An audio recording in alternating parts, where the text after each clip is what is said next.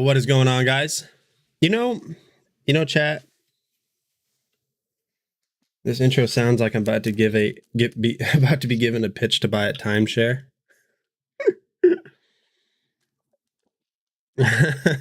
I'll change the music up. I'll change the music up. What's up, Blake? What's up, Terry? Chat. It's not often in the life of a product reviewer where I am out of breath doing my scope of work. So today, I get a call from a random company, and they're like, hey, this is so-and-so with so-and-so, and I'm giving you a 30-minute courtesy call. We will be at your house with the delivery in 30 minutes. And I was like, okay, cool. So this shows up to my house. Like, they drive up in this. And I'm not kidding you, chat. Like I said, it's not often I have to get winded to do this job. An entire fridge. And I'm so lucky I had a dolly, because if I did not have a dolly, man, that just goes to show how out of shape I am. Being that was what made me super winded. I think I need to work out. Look at this. Now spam. Like they're not even quick. They're not even trying to hide it. Look at that. Spam risk. Hey, I just realized you guys see that light. I don't see that light whenever I look at it in person. That's cool. What's up, cool shopper? What's up, cool shopper? How's everybody doing today? I apologize for yesterday. My internet, once again, was down and out. And it's been a little bit wonky, so hopefully I don't lose any of you guys today. Thank God it's Friday. Yes, this is correct. This is correct.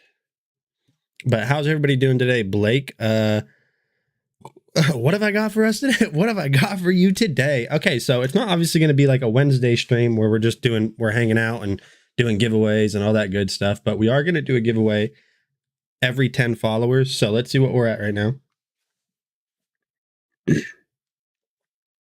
7,155. 7,165 we'll do an Amazon gift card giveaway. We will do an Amazon gift card giveaway. How's your health, Nate? I feel great today. I see that, all caps and everything. We got Blake with the follow. We got PC Phil with the follow. Has anybody's stuff shown up today? Anybody got any of their Pokemon cards? Pokemon cards? Well, I guess people on Wednesday, they're not going to receive theirs yet.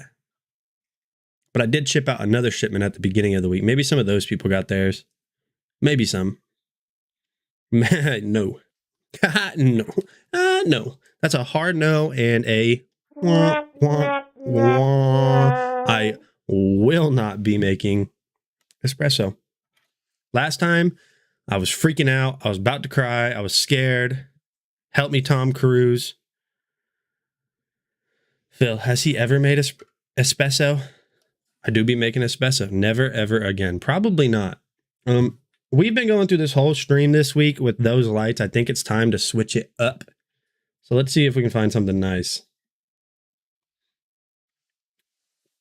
Football started yesterday, and unfortunately I had to watch the majority of it on my phone. But for any of you fantasy footballers out there, I picked up 58 points on fantasy last night. 58 points? What? 58? That's a lot. That's solid. His face was priceless. You can look on the Discord, Blake. I have the best screenshot. His face was priceless. Which channel did you share that in? Because I don't even think I've seen that.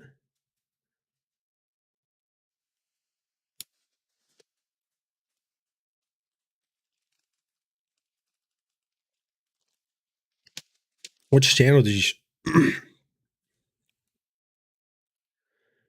No. I mean, trust me, I am completely, fully introspective and aware enough that is a first world problem. But for the first Buffalo opening up against the defending Super Bowl champions, I wanted to be able to watch it on the big screen. Did it make me actually upset? No. Was I kind of dang it? Yeah. It was in the highlights channel. Okay. A lot of people calling me today. It was your team, yeah. They always say that, like, we're going to the Super Bowl this year. What do you mean we? Do you own them? You own that team? Like, my Buffalo Bills are going to do great this year. What do you mean? What do you mean by that? What you trying to get into? My Buffalo Bills. Why not hook up your phone to a projector? I don't have the dongle to do that. I gotta find highlights. Hold on. Clips and highlights. All right. Here we go. Oh my gosh. Why would you do that to me? Perfect. You're in Buffalo, Terry? Oh, that's right, Terry. I think I've talked to you about it before. I think you said you were not a Buffalo fan. No, it wasn't you. It wasn't you. It was somebody else. Are you a Buffalo fan then? Do you circle the wagon?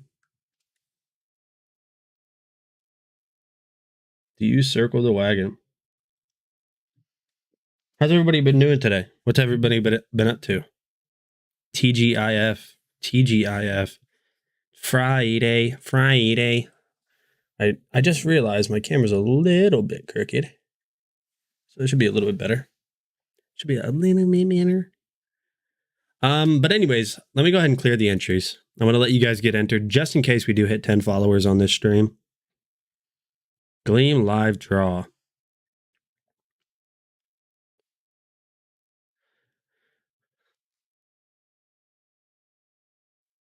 You're gonna smoke so you can handle it.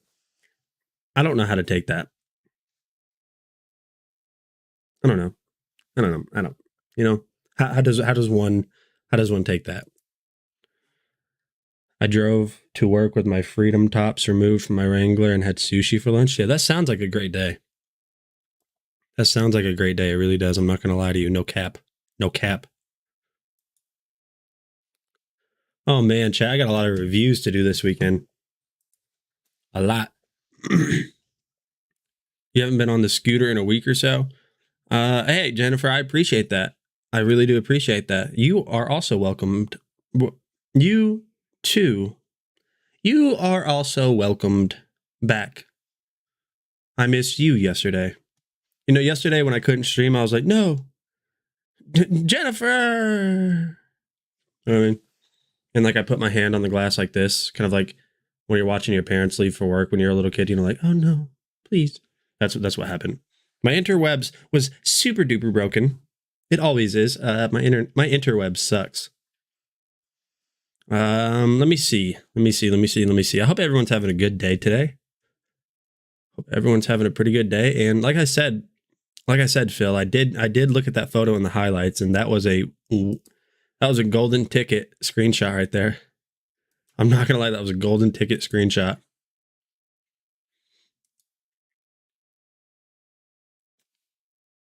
I am trying to decide whether or not.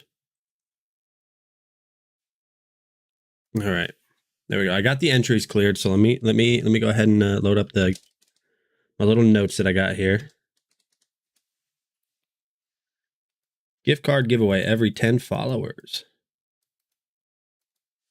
All right. Nope, kidney stones. I'm happy to see your first impression of the photo. I figured you saw it already since I tagged you in the post. No. Oh, I'm in a lot of Discords. Well, I think I'm in a lot. Justin's in like 30. I'm in like 5, and I think it's too much. Wait, you had kidney stones? I have to do a very monotonous task at work. What is that? What's your monotonous task? James, I hope you don't have kidney stones. Man, that would be rough. That would be rough, bruv. Bruv. That's what they say, bruv. I'm active in like 4 or 5 Discords, but I'm in at least 99 or 100. I'm always maxing it out. I streamed this morning in pain. Well, sounds like it must have been a smaller stone, which is good, because if you're able to at least stream, then I'm telling you, chat. F's in chat for James. I need a big F's in chat for James. Because I have chronic, I don't even know if that's a good way to say it. I have chronic kidney stones. And oh my goodness. It's the worst. What's up, bud? Blake, that's what's up. Let's go ahead and keep going. The first product we're going to look at today, I know you guys have seen it 1,000 times, so I'm not going to make you watch the whole video. This is the E-Meat meeting capsule. Do you drink diet soda? What's going on? I don't know, Vicky. What's going on with you? Vicky, huh? Vicky?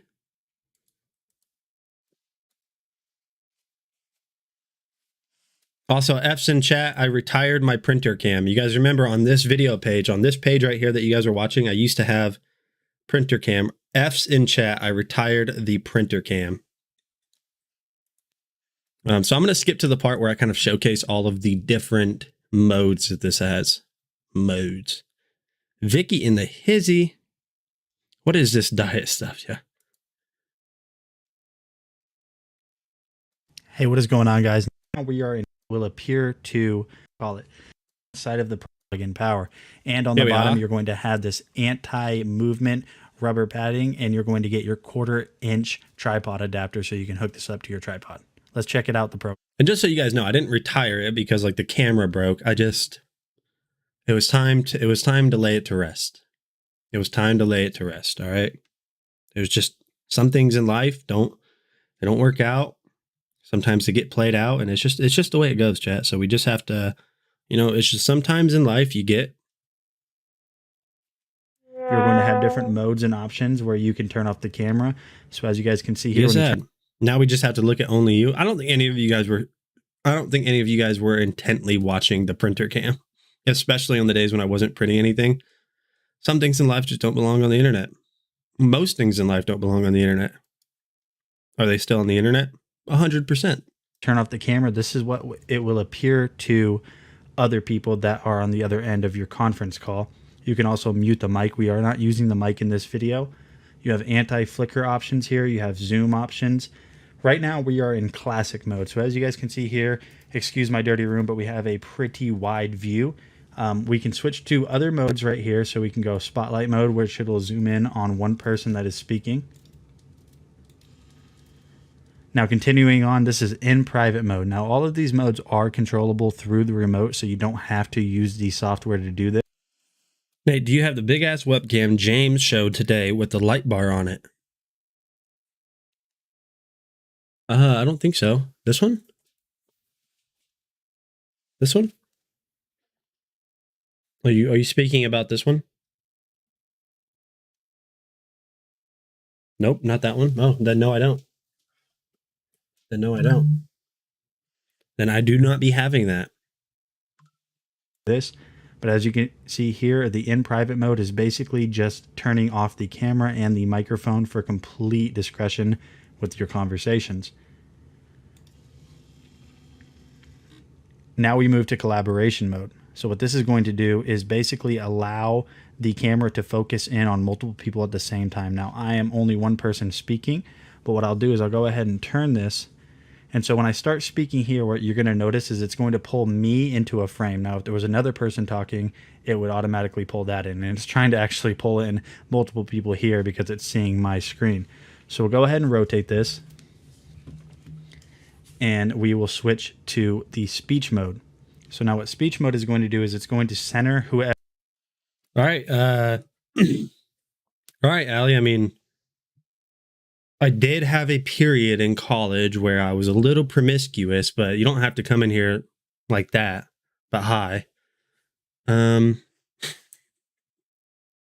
no. Let me look at this real quick. Promiscuous Dragon Blogger. Hey. Let me see this. Let me see the one that James showcased. Oh my gosh. Is that by Anchor or is that just Anchor Work? There's no way that this is this Anchor? It is Anchor. Wow. Anchor Work. There's another brand that Anchor is. Anchor Work. I bet it's incredible too.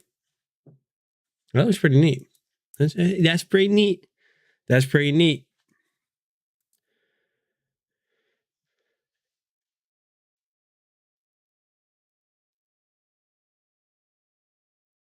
Been happening all day. I'm at the park with your kids. Allie. Oh, Allie. Ali says, so sorry, I was too. Whoa, Ali. Whoa. Whoa. Hey, I appreciate that, Jeanette. Let's watch a little bit more on this video just because I feel like we haven't talked enough about it. This is a super old video. This Nate was not even chill like that. Like this Nate right here is chill. That Nate, zero chill. Ever is speaking, but one person at a time. So as you guys can see here, it focused me directly. But what we're going to do is go ahead and turn this around. And if I start speaking, microphone check, mic check, 1 2 1 2, it's going to focus on just me. And then once I stop speaking, say there's another person in the room, I will simulate that by just basically turning this, as you guys can see here, it focused on the person talking again. I've been trying I'm going to go ahead and switch back right. real quick to the classic mode. Living a lonely life. So we are now in the All right, chat. So I know you guys have seen that a lot, so we're going to go ahead and cut that short. Whoa. I enjoy front flip, Nate. Yeah. I, too, once enjoyed doing front flips. Like, why don't you know what?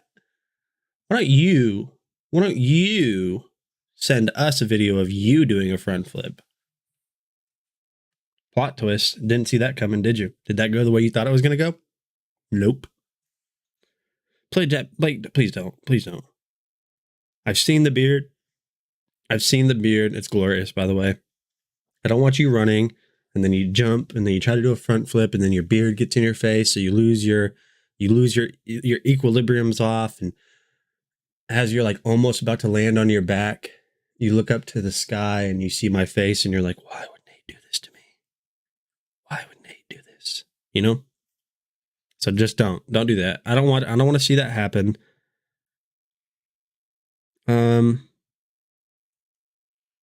I agree, Ali. Let's go ahead and continue on. Let's take a look at this Innocent Ultra Wide Monitor. Innocent Ultra Wide Monitor. Don't forget, every 10 follows, we are going to be doing a gift card giveaway. Let's see if we can hit 10 follows on this stream. Maybe 20. 3110. That's right, Darren.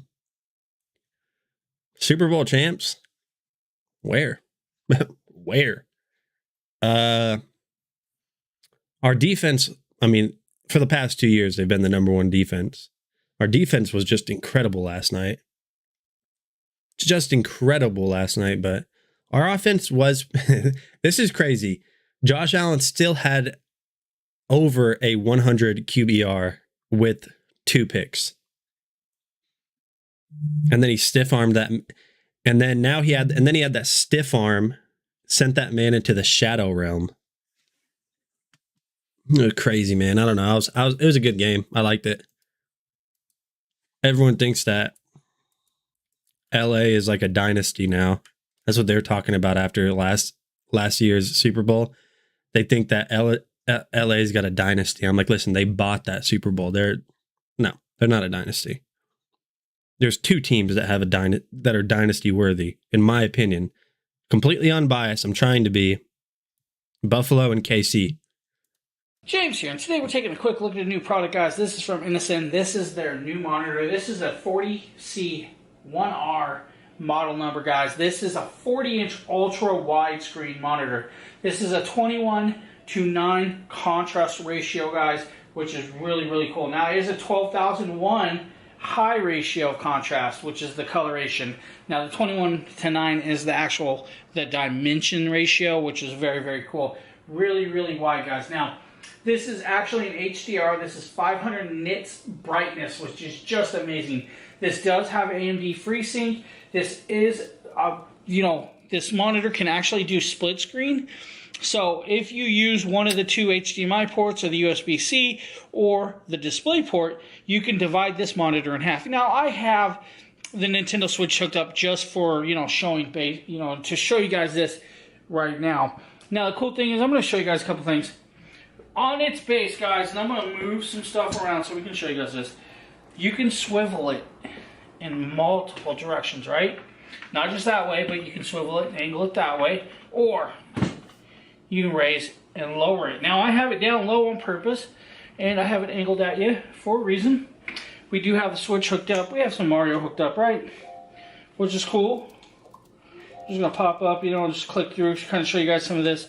Now, like I said, it does have 2 HDMI ports, 1 display port, and then you have multiple other pieces. Now, you could use a VESA mount to hang this on the wall, guys, but it will need to be 100 by 100 and support at least 30 pounds. So just remember that, guys. Now, I'm not sure why all this stuff is just showing me all this, right? Because probably I haven't played it in a while. But we're trying to show you guys some colorations. That coloration is just amazing. Now, for such a big monitor, guys, you will need the space. Now, like I said, it does have a USB-C style plug in there. It does have HDMI ports. It also has the display port, guys. And you also have one 3.5 millimeter audio jack, but it does have speakers. You have 3 monitors at work. 3 monitors. Yeah, but you have a 40-inch ultra-wide monitor, Eric. Coloration. Now I'm going to move the camera a little more so you guys can see this a little better. Now, like I said, man, it is large. Let's take this little tube for comparison, right? This tube is actually not that short, but if you guys see the comparison, guys, it really is super, super long. Let's try and go over to a little kingdom. Pop off and see, and you guys can watch this, guys. This is just a beautifully done monitor. Now, I cannot wait to hook this monitor up. Guys, the Innocent... All right, chat, so if you need an ultra-wide monitor, that one's $539. 4K, 144 hertz with a $120 off clickable coupon. Very nice. Refresh rate. And now it is a model number 40C1R. Very nice indeed. Definitely check that out. Oh, Amazon adds a search feature in the storefront. So I'm trying to find the Anker Soundcore 3 and want to give you credit for your purchase. Okay, hold on. Is that what it's called? The Anker Soundcore 3? If you really want credit for the purchase, I can make sure you do that. I broke a rib. Is there an Anker Soundcore 3? There is, yeah. Hold on. So I have a way that I can... Here you go, Phil. Open that link. Watch that for 30 seconds. Watch that for 30 seconds. Then click it in the video carousel, not ours, but click it in, like it'll show it below it, and then you should be able to get it. I appreciate you doing that too. Thank you. Yeah, what's going on Twitch? I got you guys up now. We got Robin Luker, we got Ms. Danny, we got Cool Shaba. But yeah, no. Let me see. Somebody else said something about some football. It's a long NFL season. Bills and Allen had a great first game, but lots can change in the course of the season. Yeah, it definitely can. And as a Bills fan, I have learned to not say this is our year, because if any year was our year, it was last year, and that did not pan out the way we thought it was going to at all. Mom wants one and it's on sale. Yeah, great day. A great day to get one then. Let's take a look at this KYY portable monitor next. Here we have is the KYY 15.6 inch 1080p portable monitor. The packaging was really well done. It was completely plastic sealed, as well as placed nicely in a box that featured all of its specifications. Being that it only weighs 1.7 pounds and is 0.3 inches slim, it was really lightweight and came with all the accessories I needed to get started. It came with a screen protector, a power adapter, as well as it had plastic wrapping around the portable monitor that was already encased in its magnetic cover. As you can see, the magnetic cover fits it perfectly and is really easy to move, adjust, and fit the viewing preference that you are looking for. Inside it, you have all the cables you need, from the USB-C to USB-A cable, a USB-C to USB-C cable, a mini HDMI to HDMI cable, and everything is just there so you can use it on a multitude of different devices. Having all of these output cables really allows you to maximize how you use this monitor. You can decide if you want to use it as a second monitor or even to just expand your workspace. You can connect your phone to it if you wanted to use a bigger screen. As long as it has a full functioning Type-C port, then you can use that. Otherwise, you'll need an adapter for it. As well as you can use it for gaming. It has a 60 hertz refresh rate, so you can game without it lagging or glitching and just have a real nice seamless experience.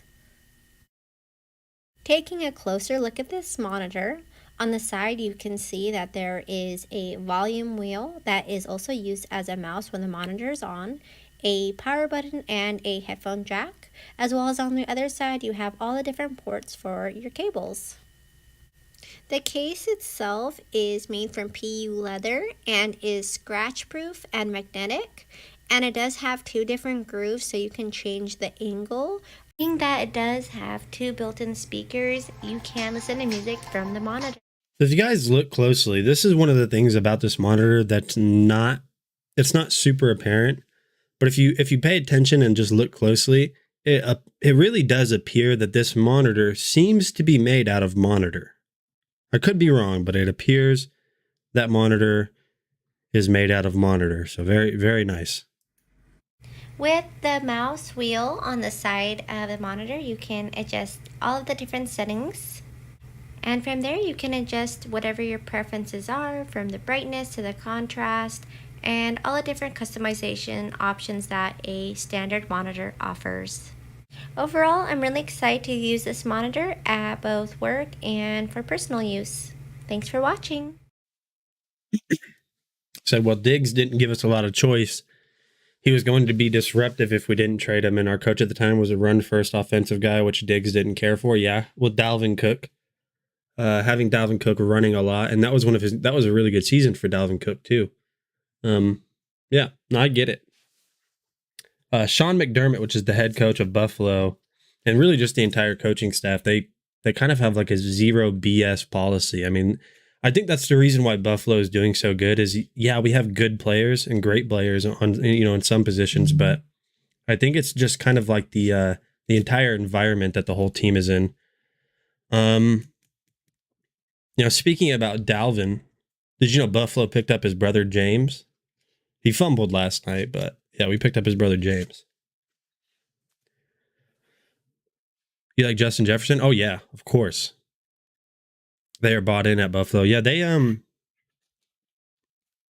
Buffalo definitely built that team.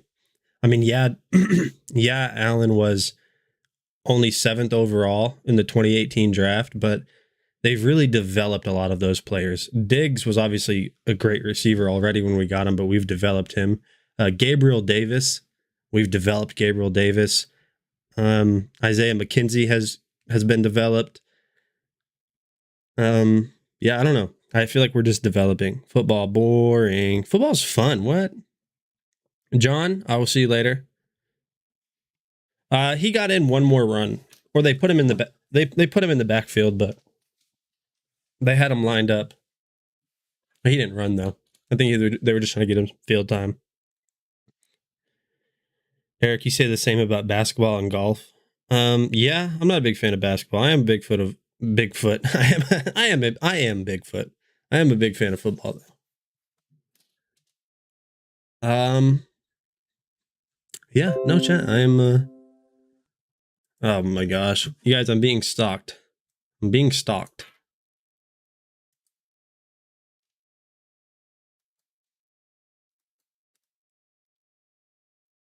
Football has too many breaks. Yeah, I can see that.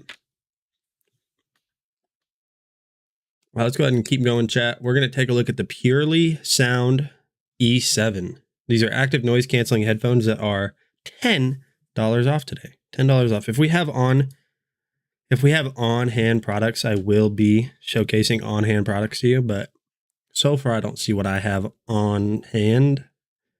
I have one, yeah. James here with a quick unboxing and showcase of a new product. This is from Purely Sounds. This is our E7 active noise canceling headphones, guys. This has a 20 How did you find these so quickly, Blake? hour playtime on the Bluetooth or wireless headset. Now this has a 45mm drivers, guys, plus it has microphone. The microphone will allow you to crisply talk to your people on your phone if that's what you're using this for. If you're using it for just music, then you get about up to about 20 hours of life on it, guys. It does have active noise canceling, so you'll hear the music and nothing else around you. Now, with the 94% noise active. To any to any football fans, it looks like it's kind of looking like Buffalo might get Odell Beckham. Now, Odell Beckham is kind of locker room toxic. If we get Odell Beckham, he's not gonna last with our coaching staff. He's either gonna shape up and not be such a media queen, or they're gonna release him. He's either gonna shape up, act the way most Buffalo Bills players do, or they're not gonna let him stay on the team. We don't need him. We have a good receiving core already.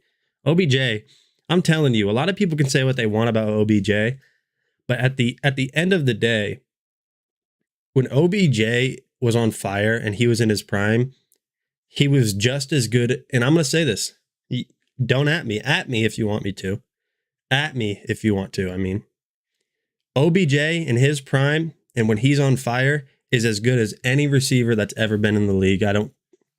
He just is. 0000. Function guide.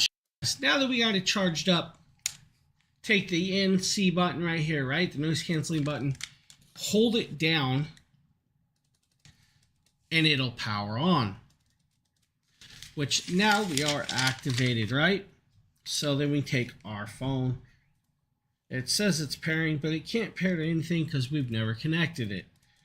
So now we have to come over here, automatically grab the E7 headset. And now we are pairing to the E7s. As you guys can see, it says pair. We're good to go. We are now connected. So, now if you guys give me a second, we will actually test this out. Okay, now that I'm playing some music, I have it down low right now, but the volume buttons work easy. Just tap, tap, tap, tap, tap, right? So if that's what Did you just say that was relevant? It goes. If you wanted to skip, long press the volume up or down. In real life, for real. It don't I sound too bad. want garlic bread. I want garlic bread, meat face. Short button press for the ANC. Now we're on. And it's actually black. That's actually quite impressive. Okay, so pressing the ANC button actually makes it block out the background noise even more. You can tell the difference and you can actually feel it. Now, feeling these feel good on the head. You could actually wear these for a while with no problem. The sound sounds great. It does have bass. Some headsets lack in bass. These actually have the bass. You can hear the bass and you can hear the crystal highs. It sounds very decent. Now, for a 20-hour playtime, that is very decent for a headset. You get the cord, you get the charging cable, you get the instruction manuals, all the buttons work well, and it actually feels really Why is there so much garlic? I can see it. It's like headset. it's elevated Check out on this quick bread. little, It's a pound. Unboxing and It's like an ounce of garlic. Purely Sounds Eat it. E7 headset, and keep your eyes out for more, All guys, right. and have a great day. So if you guys need some new active noise canceling headphones right now, you guys can pick those up for $40. Use lard instead of butter. I will be volunteering at the Vikings versus Packer game on Sunday. Vikings versus Packers, yeah. That's cool. What are you going to be doing? Like voluntarily. The next product we're going to take a look at is this Red Dragon M913. That sounds like a military weapon. M913 Impact Elite wireless gaming mouse. Boom, boom, boom. Boing, boing, boing, boing. Vikings versus Cheeseheads. You know, for some reason, like, I don't know, Vikings, I don't know. I like the Vikings. Someone said Kirk Cousins is going to be MVP this year, and I was like, okay.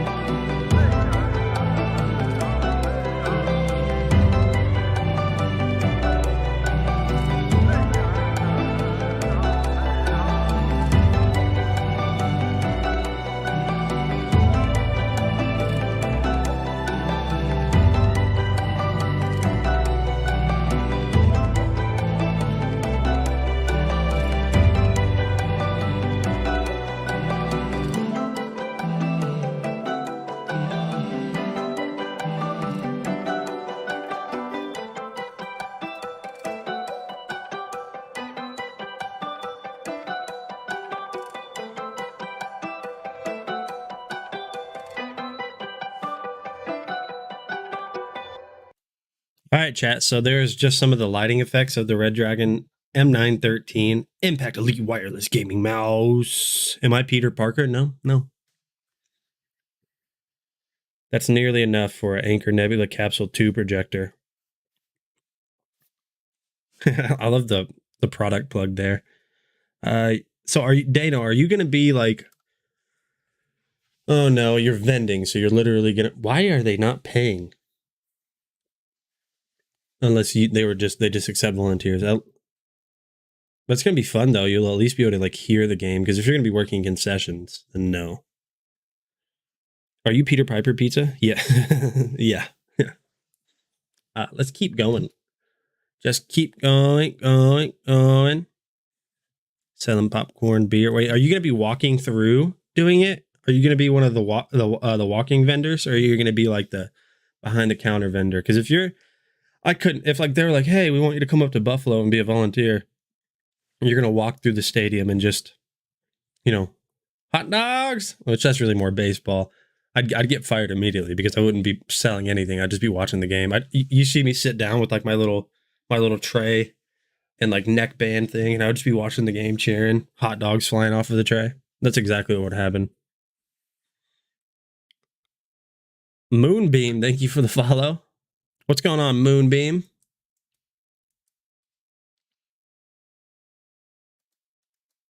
Razer Siren Mini USB Condenser Microphone is the next product on hand. So let's go ahead, or not on hand, on the carousel. It's $10 off today. Not much early day for you. Well, I appreciate you hitting that follow button. You just got us one more close to doing a gift card giveaway. If we get 9 more followers, we will do a gift card giveaway. So I appreciate the follow. Yep, everybody, big F's in chat for Moonbeam. Moonbeam, thank you.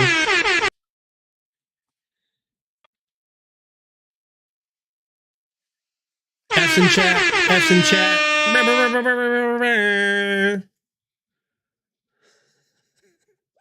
Oh, why did they give me this? Why did they give me the equipment to do what I can do? For those of you guys that might be unfamiliar, this is Taylor. She used to stream on Twitch for us all the time. She used to do product reviews. She doesn't do it anymore. But yeah, she used to be a big time dragon blogger. She used to be, sorry, garlic bread. She used to be a big time Durgan blogger. This is a Razer Siren Mini. It's really good for streaming if that's what you want to use it for. Like for myself, I use it for streaming. It's really perfect for people that's not good at doing a large setup or doing a bunch of downloading of software.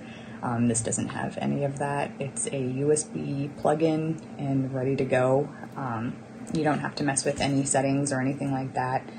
It's all a One Direction audio pickup setup, so you don't have to worry about it picking up any audio around you. It'll just go to wherever you're pointing it at.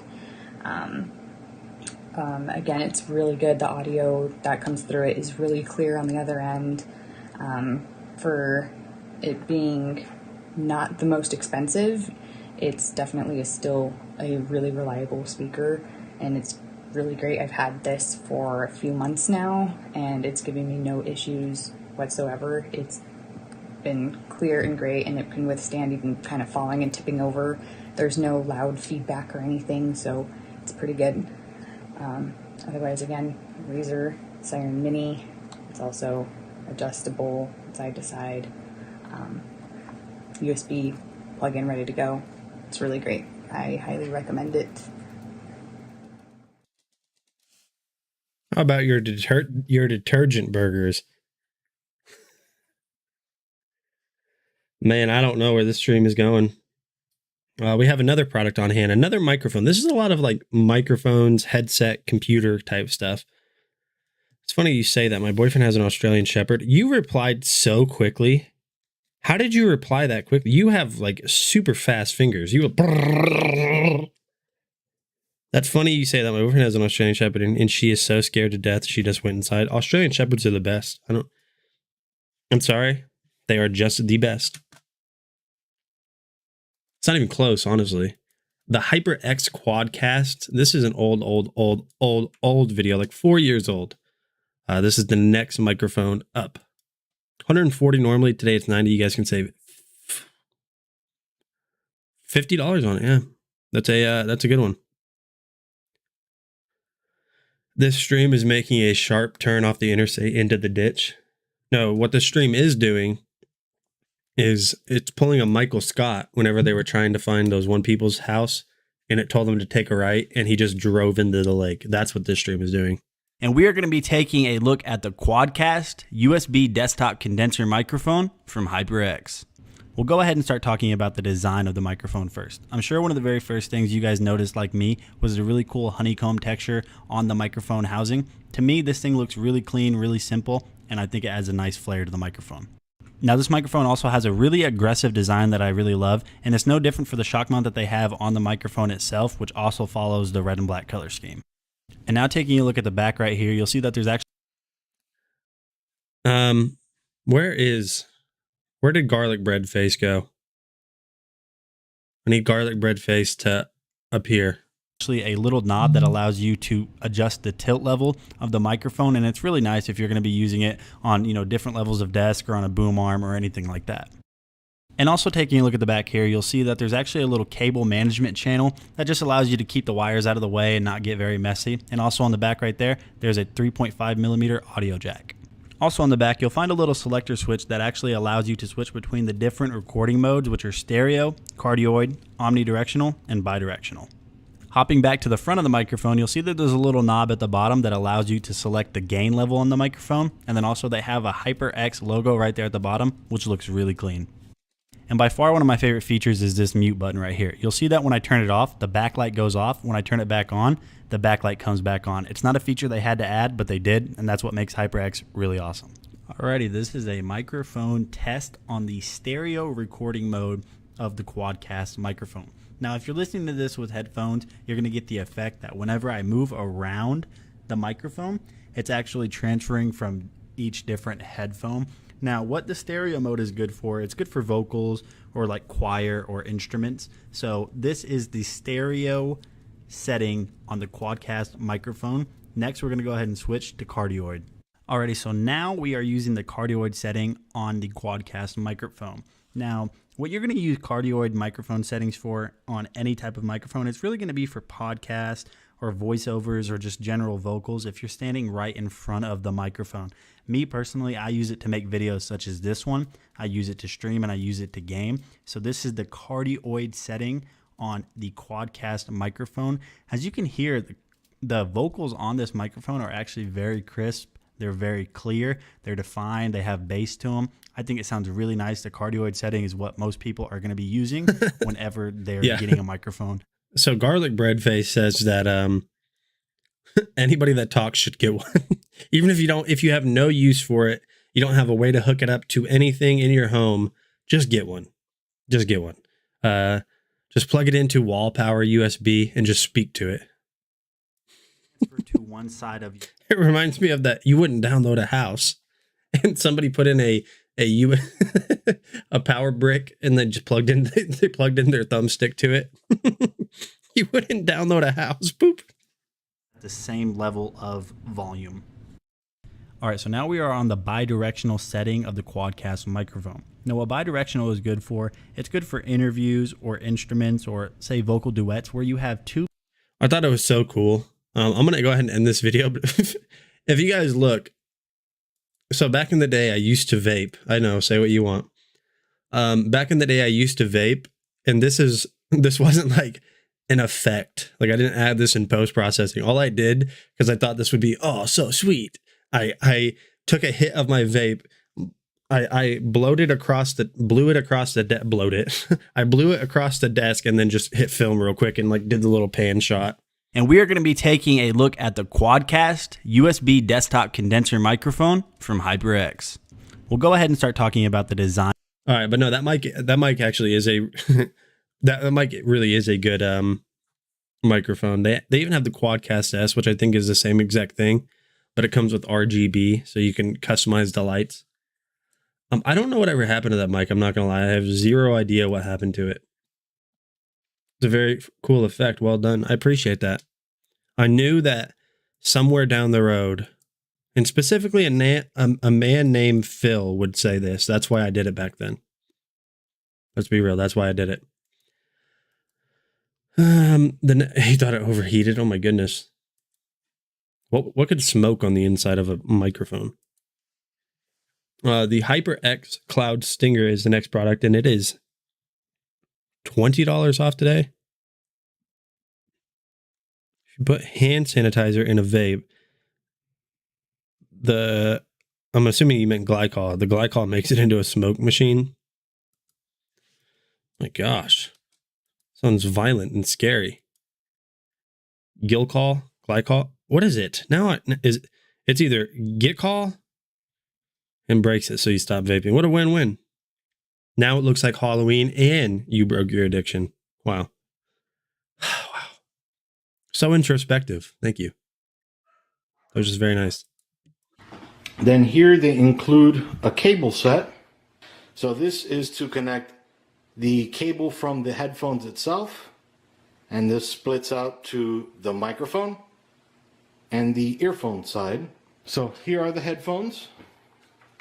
First off, you will notice that they are swivel. So that is nice. You can just lay them on a desk.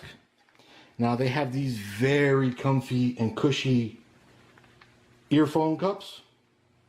It's the HyperX Signature Memory Foam, they call it.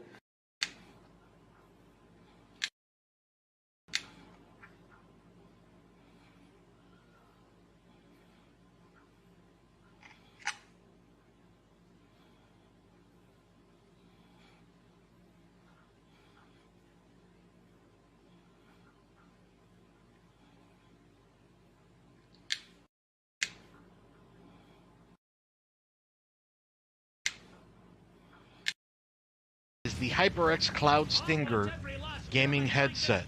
For right now, I'm testing it obviously on the PC. The sound is actually not bad at all. It's actually pretty good.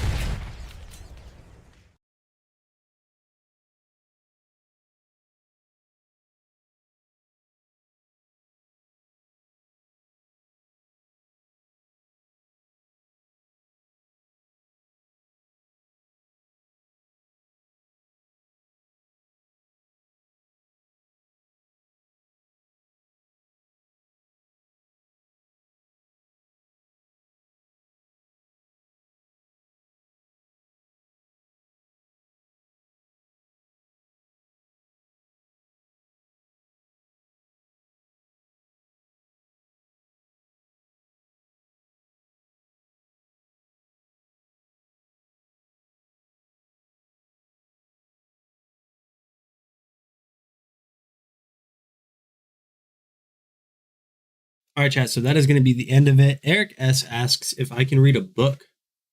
Yeah, I just realized it was playing for, or it was paused for a while. Eric S asks if I can read a book on stream. Does Where the Red Fern Grow work? I can definitely read that. What's the next product in today's stream? We got the Anchor Nebula Capsule 2.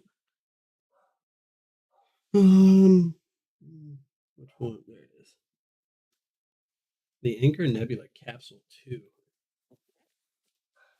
Yeah, I can definitely read a book on stream. As long as I'm able to add it to a carousel, as long as it's a book that you can purchase in the carousel, then 100% I can do that. 100%. No video playing. I already kind of talked about that, but we are going to be taking a look at the Anchor Nebula Capsule 2. We're going to switch over to the big overhead for this. Maybe, maybe not. Uh-oh, something's going on. And my camera is totally not in focus again. It's on autofocus. What are you doing? What are you doing? I think I know what I need to do.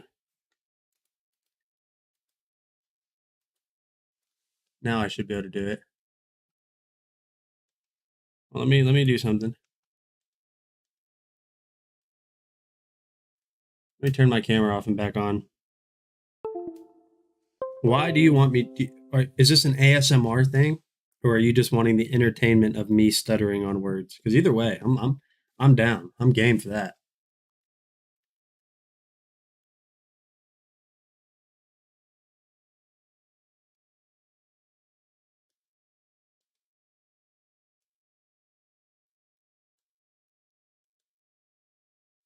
All right, so now we should be. You need more action here.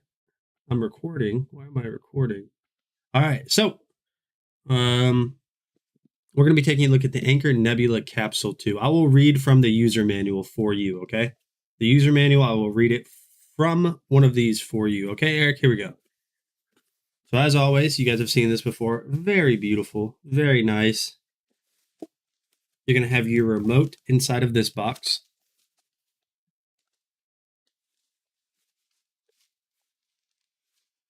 Get ready for Mastodon and Ghost. What is Mastodon and Ghost? I'm trying to make this like appealing and it's not working. Although I do have this super cute, thick Pikachu. I need someone to type thick because look how thick Pikachu is here. What are you doing? Super thick Pikachu. Thick boy. Thick boy. You know, this did have a user manual. Which it doesn't anymore. So here is the projector itself. And I don't know how it gets more and more dirty every single time I take it out of here when it only stays inside of the box. When it only stays inside of the box. But this is pretty much everything that comes with it. On the inside of this box right here, you are going to have your user manual, not your user manual, you're going to have your power adapter. Inside of here, you will have your power adapter. So Anchor Nebula Capsule 2. Android TV 9.0. A display resolution is DLP. The resolution is 720p. Brightness is 200 ANSI lumens. Battery is 9700 milliamps. Input DC 15 volt 2 amp. Connectivity USB-C, HDMI, USB, auxiliary out, Wi-Fi, Bluetooth, Chromecast built in. I mean, all of this stuff. All of the stuff. Theatrical. I'm gonna get a book real quick. I'm gonna skip forward in this video to the part where I show you guys the actual video test on it. Hey, what is going on? You guys can click this and show you guys how this is an autofocusing on top right here. Absolutely incredible, and I think it looks so great. Being that this looks this good when it's not on battery power, or it's not on wall power, I should say, and it's on battery power, this looks incredible. So we'll go ahead and go up here to these settings, and I'll show you guys some of the things you can do in here. So this is an autofocus projector. So if we go down to projector settings here, you guys are able to see that you have your color temperature settings, projector mode, image mode, auto keystone correction. You can turn that off, auto focus correction, and I'll go ahead and click this and show you guys how fast this focuses.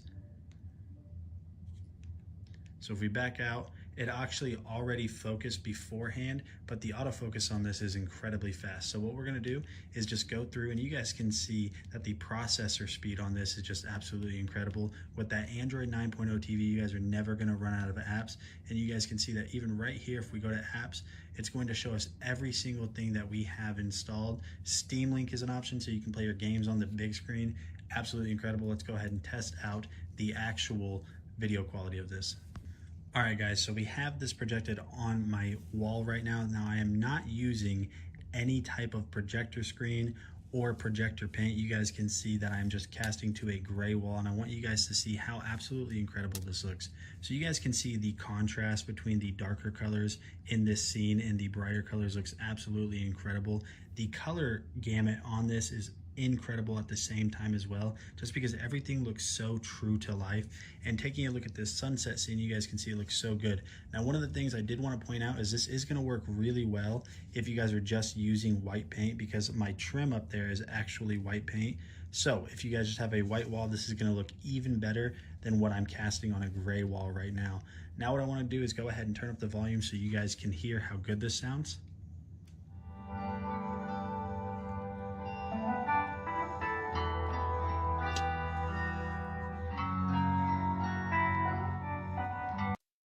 All right, so as you guys can see right there, super, super nice picture quality.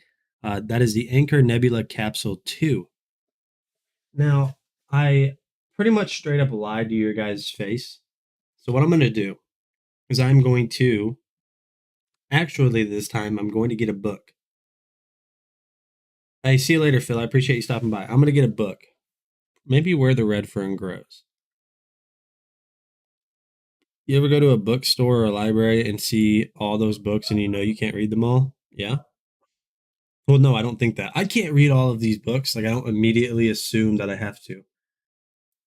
The Anker Motion or the Anker Soundcore Motion Boom, not the Plus. It's like a knowledge strip club. What, you game library? What?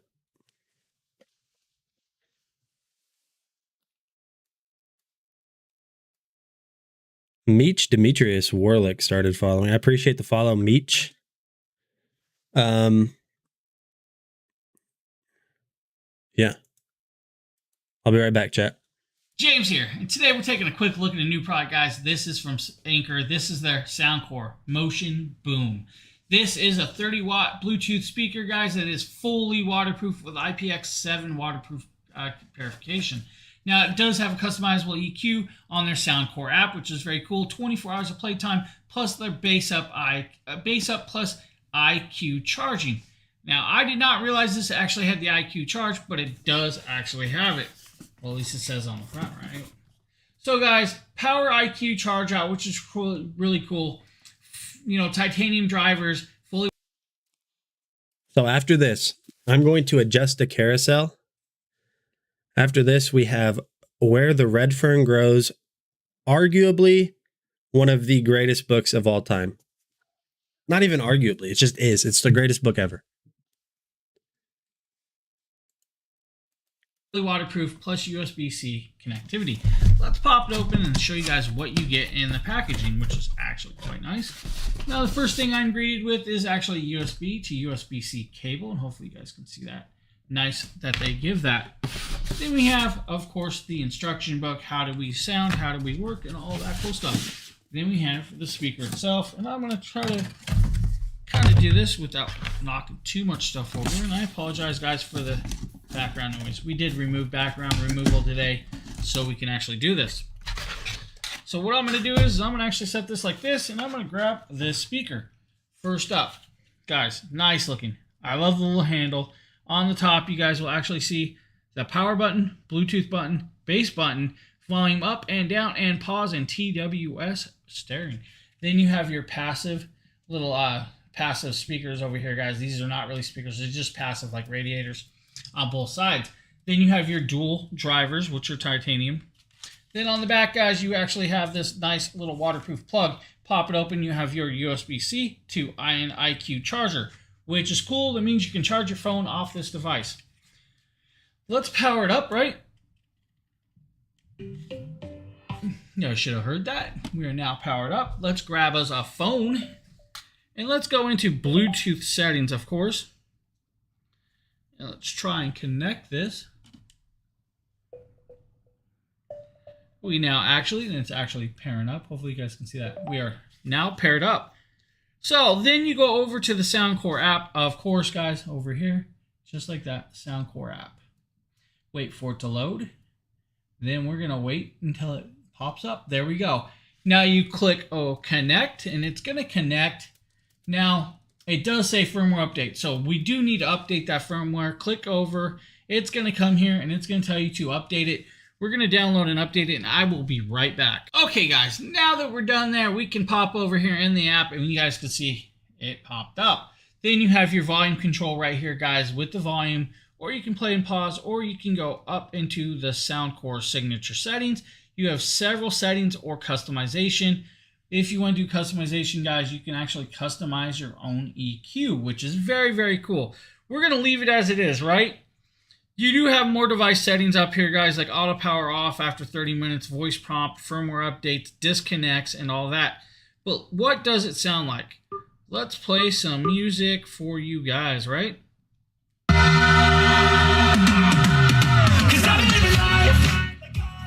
Okay, I apologize, guys. Now, we have the speaker, right? That is on low. Let's go all the way up.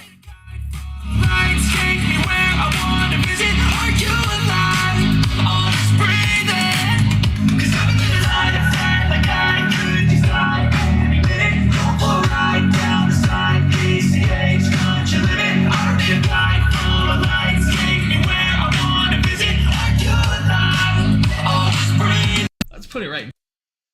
All right, my friends. So that is going to be it for the Anker Soundcore Motion Boom. Normally that's $110. You can pick it up for $88 today.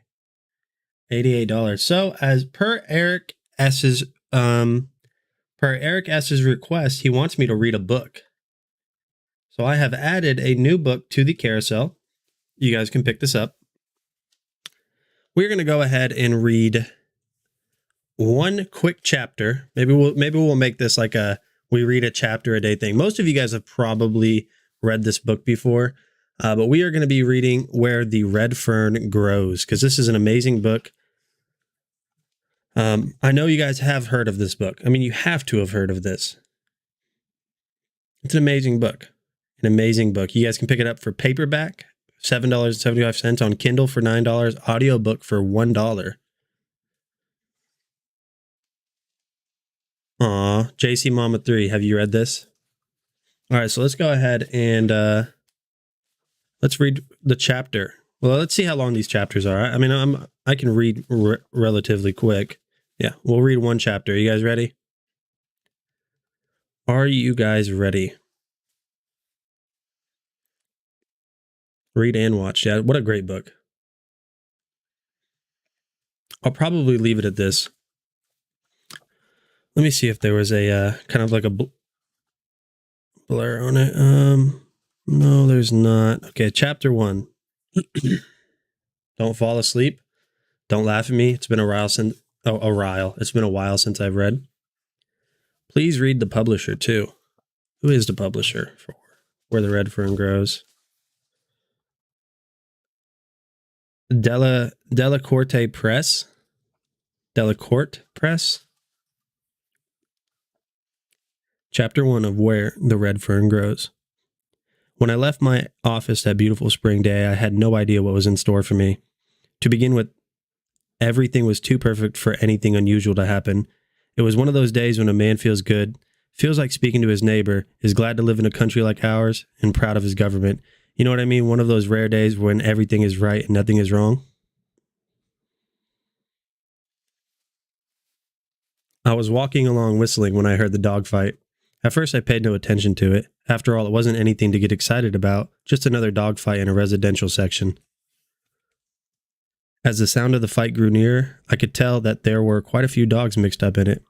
They boiled out of an alley, turned, and headed straight toward me. Not wanting to get bitten or run over, I moved over to the edge of the sidewalk. I could see that all the dogs were fighting one. About 25 feet from me, they caught him, and down he went. I felt sorry for the unfortunate one. I knew if something wasn't done quickly, the sanitation department would have to pick him up, a dead dog. I was trying to make up my mind to help when I got a surprise. Up out of that snarling, growling, slashing mess reared an old red-bone hound. For a second, I saw him. I caught my breath. I couldn't believe what I had seen. I'm trying not to read the chat because you guys are messing me up. I wish I knew how to read. I'm trying to like make this as ASMR or audiobook-ish. And Faustino. Okay.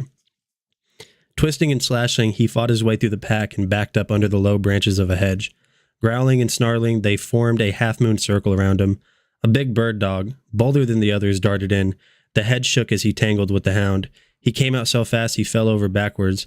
I saw his right ear was split wide open.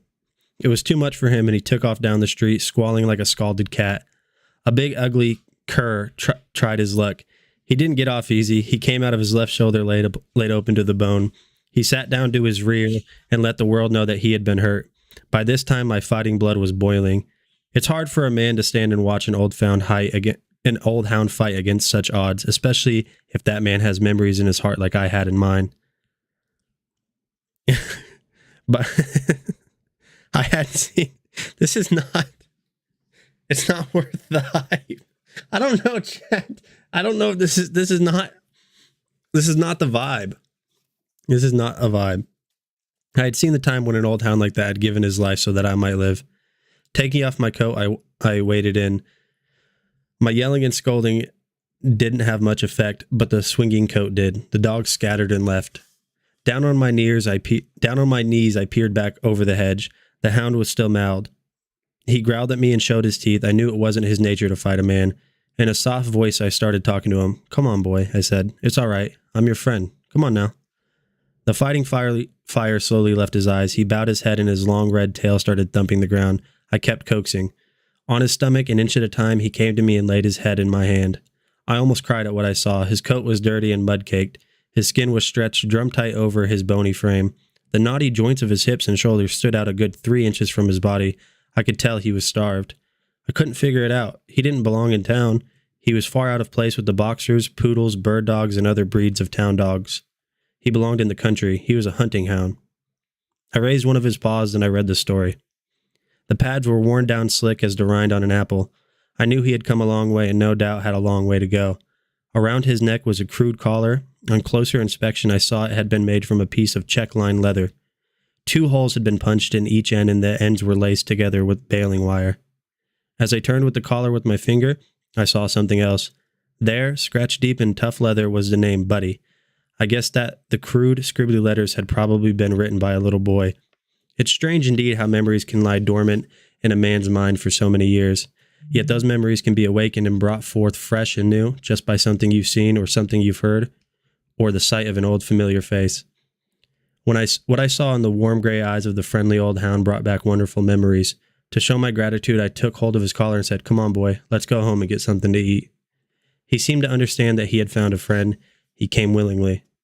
I gave him a bath and rubbed all the soreness from his muscles. He drank quarts of warm milk and ate all the meat I had in the house. I hurried down to the store and bought more. He ate until he was satisfied. He slept all that night and most of the next day. Late in the afternoon, he grew restless. I told him I understood, and as soon as it was dark, he could be on his way. I figured he had a much better chance if he left town at night. That evening, a little after sundown, I opened the back gate. He walked out, stopped, turned around, and looked at me. He thanked me by wagging his tail. With tears in my eyes, I said, "You're more than welcome, old fellow. In fact, you could have stayed here as long as you wanted to." He whined and licked my hand. I was wondering which way he'd go. With one final whimper, he turned and headed east. I couldn't help smiling as I watched him trot down the alley. I noticed the way his hindquarters shifted over to the right, never in line with the front, yet always in perfect rhythm. His long ears flopped up and down, keeping time with the jogging motion of his body. Yes, they were all there, the unmistakable marks of a hunting hound. Where the alley emptied into the street, he stopped and looked back. I waved my hand. As I watched him disappear into the twilight shadows, I whispered these words, "Goodbye, old fellow. Good luck and good hunting." I didn't have to let him go. I could have kept him in my backyard, but to pen up a dog like that is a sin. It would have broken his heart. The will to live would have slowly left his body. I had no idea where he had come from or where he was going. Perhaps it wasn't too far, or maybe it was a long, long way. I tried to make myself that his home was in the Ozark Mountains somewhere in Missouri or Oklahoma. It wasn't impossible, even though it was a long way from the Snake River Valley in Idaho. I figured something drastic must have happened in his life, as it is very unusual for a hound to be traveling all alone. Perhaps he had been stolen, or maybe he had been sold for some much-needed money. Whatever it was that had interrupted his life, he was trying to straighten it out. He was going home to the master he loved, and with the help of God, he would make it. To him, it made no difference how long the road, or how rough or rocky. His old feet would keep jogging along, on and on, mile after mile. There would be no crying or giving up. When his feet grew tired and weary, he would curl up in the weeds and rest. Water from a rain puddle or a mountain stream would quench his thirst and cool his hot, dry throat. Food found along the highway or the offerings from a friendly hand would ease the pangs of hunger. Through the rains, the snows, the desert heat, he would jog along, never looking back. Some morning he would be found curled up on the front porch. The long journey would be over. He would be home. There would be a lot of tail waggling and few whimpering cries. His warm, moist tongue would caress the hand of his master. All would be forgiven. Once again the lights would shine in this dog's world. His heart would be happy. After my friend had disappeared in the darkness, I stood and stared at the empty valley. A strange feeling came over me. At first I thought I was lonely or sad, but I realized that wasn't it at all. The feeling was a wonderful one. Although the old hound had no way of knowing it, he had stirred memories, and what priceless treasures they were. Memories of my boyhood days, an old KC baking powder can and 2 little red hounds. Memories of a wonderful love, unselfish devotion, and death in its saddest form. As I turned to enter my yard, I started to lock the gate, and then I thought, no, I'll leave it open. He might come back. I was about halfway to the house when a cool breeze drifted down from the rugged Tetons. It had a bite in it, and goose pimples jumped out on my skin. I stopped at the woodshed and picked up several sticks of wood. I didn't turn on any lights or entering the house. The dark, quiet atmosphere was a perfect setting for the mood I was in. I built a fire in the fireplace and pulled up my favorite rocker. As I sat there in silence, the fire grew larger. It crackled and popped. Firelight shadows began to shimmer and dance around the room. The warm, comfortable heat felt good. I struck a match to light my pipe. As I did, 2 beautiful cups gleamed from the mantel. I held the match up so I could get a better look. There they were, sitting side by side. One was large, with long, upright handles that stood out like wings on a mourning dove. The highly polished surface gleamed and glistened with a golden sheen. The other was smaller and made of silver. It was neat and trim and sparkled like a white star in the heavens. I got up and took them down. There was a story in those cups, a story that went back more than half a century. As I caressed the smooth surfaces, my mind drifted back through the years, back to my boyhood days. How wonderful the memories were. Piece by piece, the story unfolded. There we go. That is chapter 1 of Where the Red Fern Grows. I can't believe I just read an entire chapter of a book to you guys. Let me catch up. I saw some chats pop up. I'm totally into this. What happens to the dog? LOL. What happens to the dog? My daughter had to read this for school last year. I love to read. Hi, you know Nate is smart when he reads for fun and not for schooling. Smart is relative. Night Falls, all I read is the chat. Or Right Falls, all I read is the chat. If you want to hear more, hit the follow button. Stay tuned. Stay tuned for the next episode. How did I do, chat? I know I stuttered and messed up sometimes, but what's next? The Alfaro laser engraver is the next product. But that is chapter 1 of Where the Red Fern Grows. If you guys want to hear more on that book, I can definitely read it to you guys. I can definitely keep reading that book to you guys, should you want to read it. I appreciate that, Foz. If I wouldn't follow, I would follow you. Is that book considered a classic? Oh yeah, 100%, David. 100%. And if it's not considered a classic, that is an atrocity. That book is old too. I think that book's from the 60s. Let me see when it was written. The book is old, like very old. The last book I read was Into the Wild, or Call of the Wild, not Into the Wild, Call of the Wild. Yeah, it doesn't say when this book was released. Maybe the Amazon page does. Let me go to the end real quick here. Yeah, if you want to cry, read the book or watch the movie, because that's how you cry. Was it, chat, I need to know, was it easy to follow my voice? It doesn't say. It doesn't say when that book, 1996, never mind. I'm way off. I'm way off. All right, cool. The off-arrow laser engraver is the next product. Maybe I'll read another chapter. I don't know. What do you, it's all up to you guys. It's all up to you guys. As long as I was able to plug it in the carousel, then I can do that. Watch a few videos. Like a Pied Piper. Catcher in the Rye is considered a classic. Yeah, it is. It's an old book too. Call of the Wild, White Fang. Those are classics. To Kill a Mockingbird. There's a lot. There's a lot of good books out there. I used to read all the time. That makes me want to read again. Yo, what is going on, guys? Nathaniel with Dragon Blogger Tech and Entertainment, and today I am super excited to showcase to you the Off-Arrow Laser 2 engraver. So this is the LF version of the Off-Arrow Laser 2, which basically stands for long focus laser. This is a more high-powered version of the Off-Arrow Laser 2. It comes with the Air Assist, and what this is going to allow you to do is cut deeper into materials. Obviously, you can engrave it just as fine, but yes, so this is the LF. Building this machine was actually really easy. You have these aluminum frames that all you have to do is just line up, bolt together. You have to plug in the stepper motors. They're already basically installed on the machine, and you have to install the laser head itself. So this machine does work with Windows or Mac, and this basically is going to interface by the USB cable that plugs directly into your computer to use with Laser Gerbil or to use with Lightburn. Now you do also have this offline connector. This is a separate module that will allow you to control this without the need for a PC. But that's enough about the general specs of this. Let's go ahead and jump in and take a look at how this machine runs and the results. So as you guys can see here, this is the start of a brand new engraving, I guess you could say. So what I did is I'll be right back, chat, because Eric asked if you can engrave a book.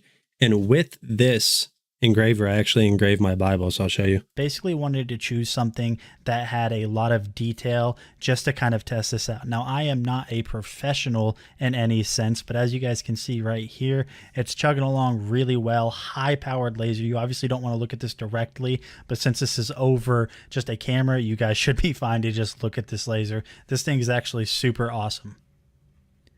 And so here are the results. I chose this little weird pattern just because it had a ton of tiny small details. And in my opinion, this could be a lot better, but not due to the fault of the engraver, but to the settings and the user itself. But honestly, in my opinion, it did come out really, really well for one of my first successful engravings, because I did have a lot of engravings before. And you can see here, even on this little top circle at the top, there's that little tiny star, and that came out really well.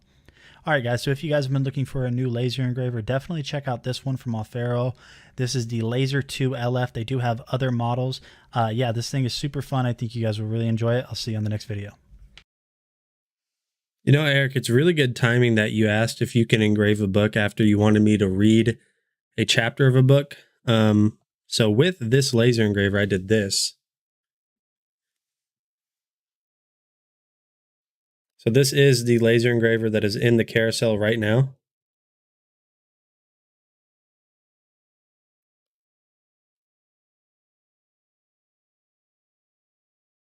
And I will show you the finished product. This is my Bible. Now I can't get too religious on stream. It's kind of weird, but this is the final product of the engraving. It looks a lot better than the lighting that I have it in. But this is my personal Bible. So that is with the Off-Arrow laser engraver too.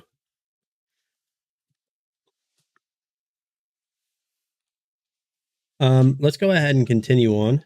Let's see what's next. The Mingda Magician X 3D printer. I don't think I've seen this video before. Maybe I have. Maybe Porphyrius did this. I think he did. I think Porphyrius is the one that has this 3D printer. Normally this printer is $430. Today it's $280. $150 off today. Not bad. Not bad at all. All right, let's go ahead and take this through a first run setup on this Magician X from Mingda. Let's go ahead and power it up. I'm going to remove this panel here. And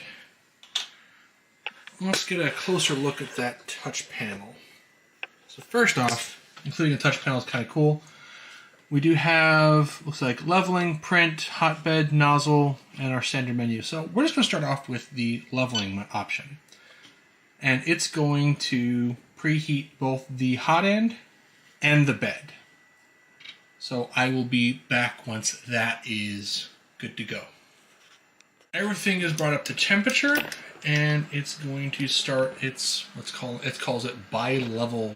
All right, so what say you, chat? If you want me to read another chapter from Where the Red Fern Grows, we can do that. We'll watch 2 more videos after this one and read another chapter if you guys want me to read. If you don't, then that's fine. And down, touch the plate, and then figure out where that is, and then move to the next point. And let's watch it just go through a couple of these. There we go. And here's number 3.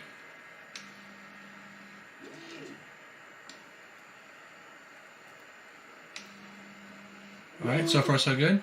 And yeah, it looks like it's going to go through 16 points here. I'm not going to sit here and make you guys watch all of that.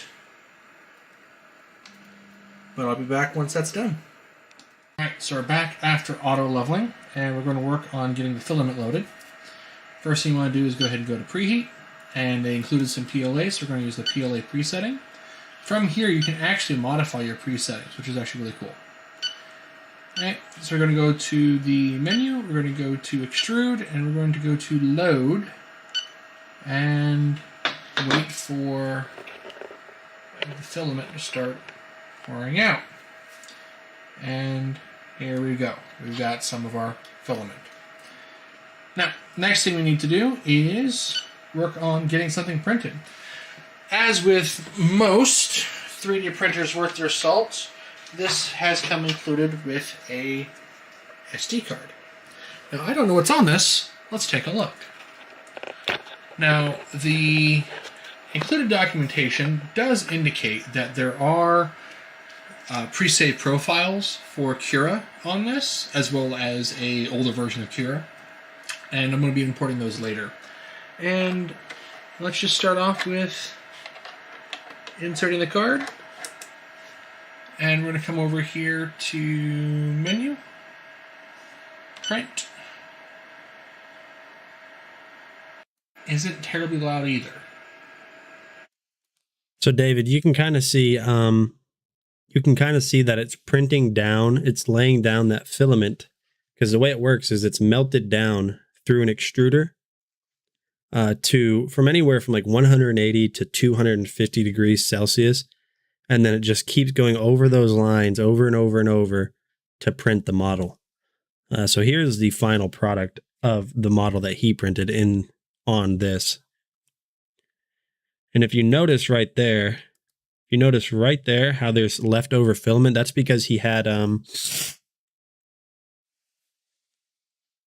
right there he had the nozzle, which is where the filament extrudes from, was too close to the bed. That's why it's stuck on that bed like that. It was too close. That's why that's left over.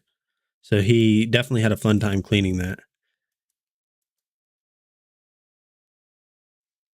Here, I ran out of filament.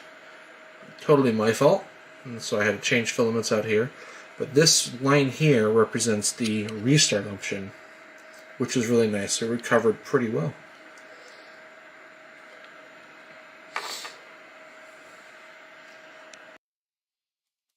Now that is a super baseline example of what you can print with 3D printers. Here's something a little bit cooler that you can print with a 3D printer. You can print wireframe skull. You can print very detailed little tiny skulls like this one right here. You can see all the details on it. It might be hard to see, but we've got right there, we've got Grogu, aka Baby Yoda, that we 3D printed piece by piece and then literally glued together. So 3D printing is really cool. That is the Mingda Magician X 3D printer. Auto leveling. Yeah, it looks like it's a very nice printer. $280, not a bad deal at all. Can it 3D print it myself in a sense of direction and purpose? Yeah, probably. The Paris Rhone dehumidifier is the next product, and then after that, it's the SimTech Black iPhone 14 case, and then we will read another book of. We will read another chapter of Where the Red Fern Grows. I saw two people. I didn't see anybody in the chat say they don't want me to read. So I'm going to. 3D printing is really fun, chat. I think pretty much anybody would enjoy it. There is a little bit of a learning curve. But other than that, it's a really fun hobby. Today we have a Paris Rhone dehumidifier designed for 5,000 square feet. We go ahead and get it out of the packing, and I like the fact that it's got the straps to help pull it out of the box. It does include with some drain tubing. We'll show that in a moment. And there's the drain plug in the back, as you can see right above the power outlet. This is the hose connected. I'm not going to be using that, but we're going to show it here. Now this is for the pump, that hose we were talking about earlier. You can set it up to drain continuously or when it gets to a certain level. Swing is kind of the air filter cleaning. It does come with 3 fan speeds, high, medium, and low. Let's go ahead and get this turned on. You're going to see this wing vane I'm going to grab a water real quick, chat. pop up, and this is used to help change the direction of airflow.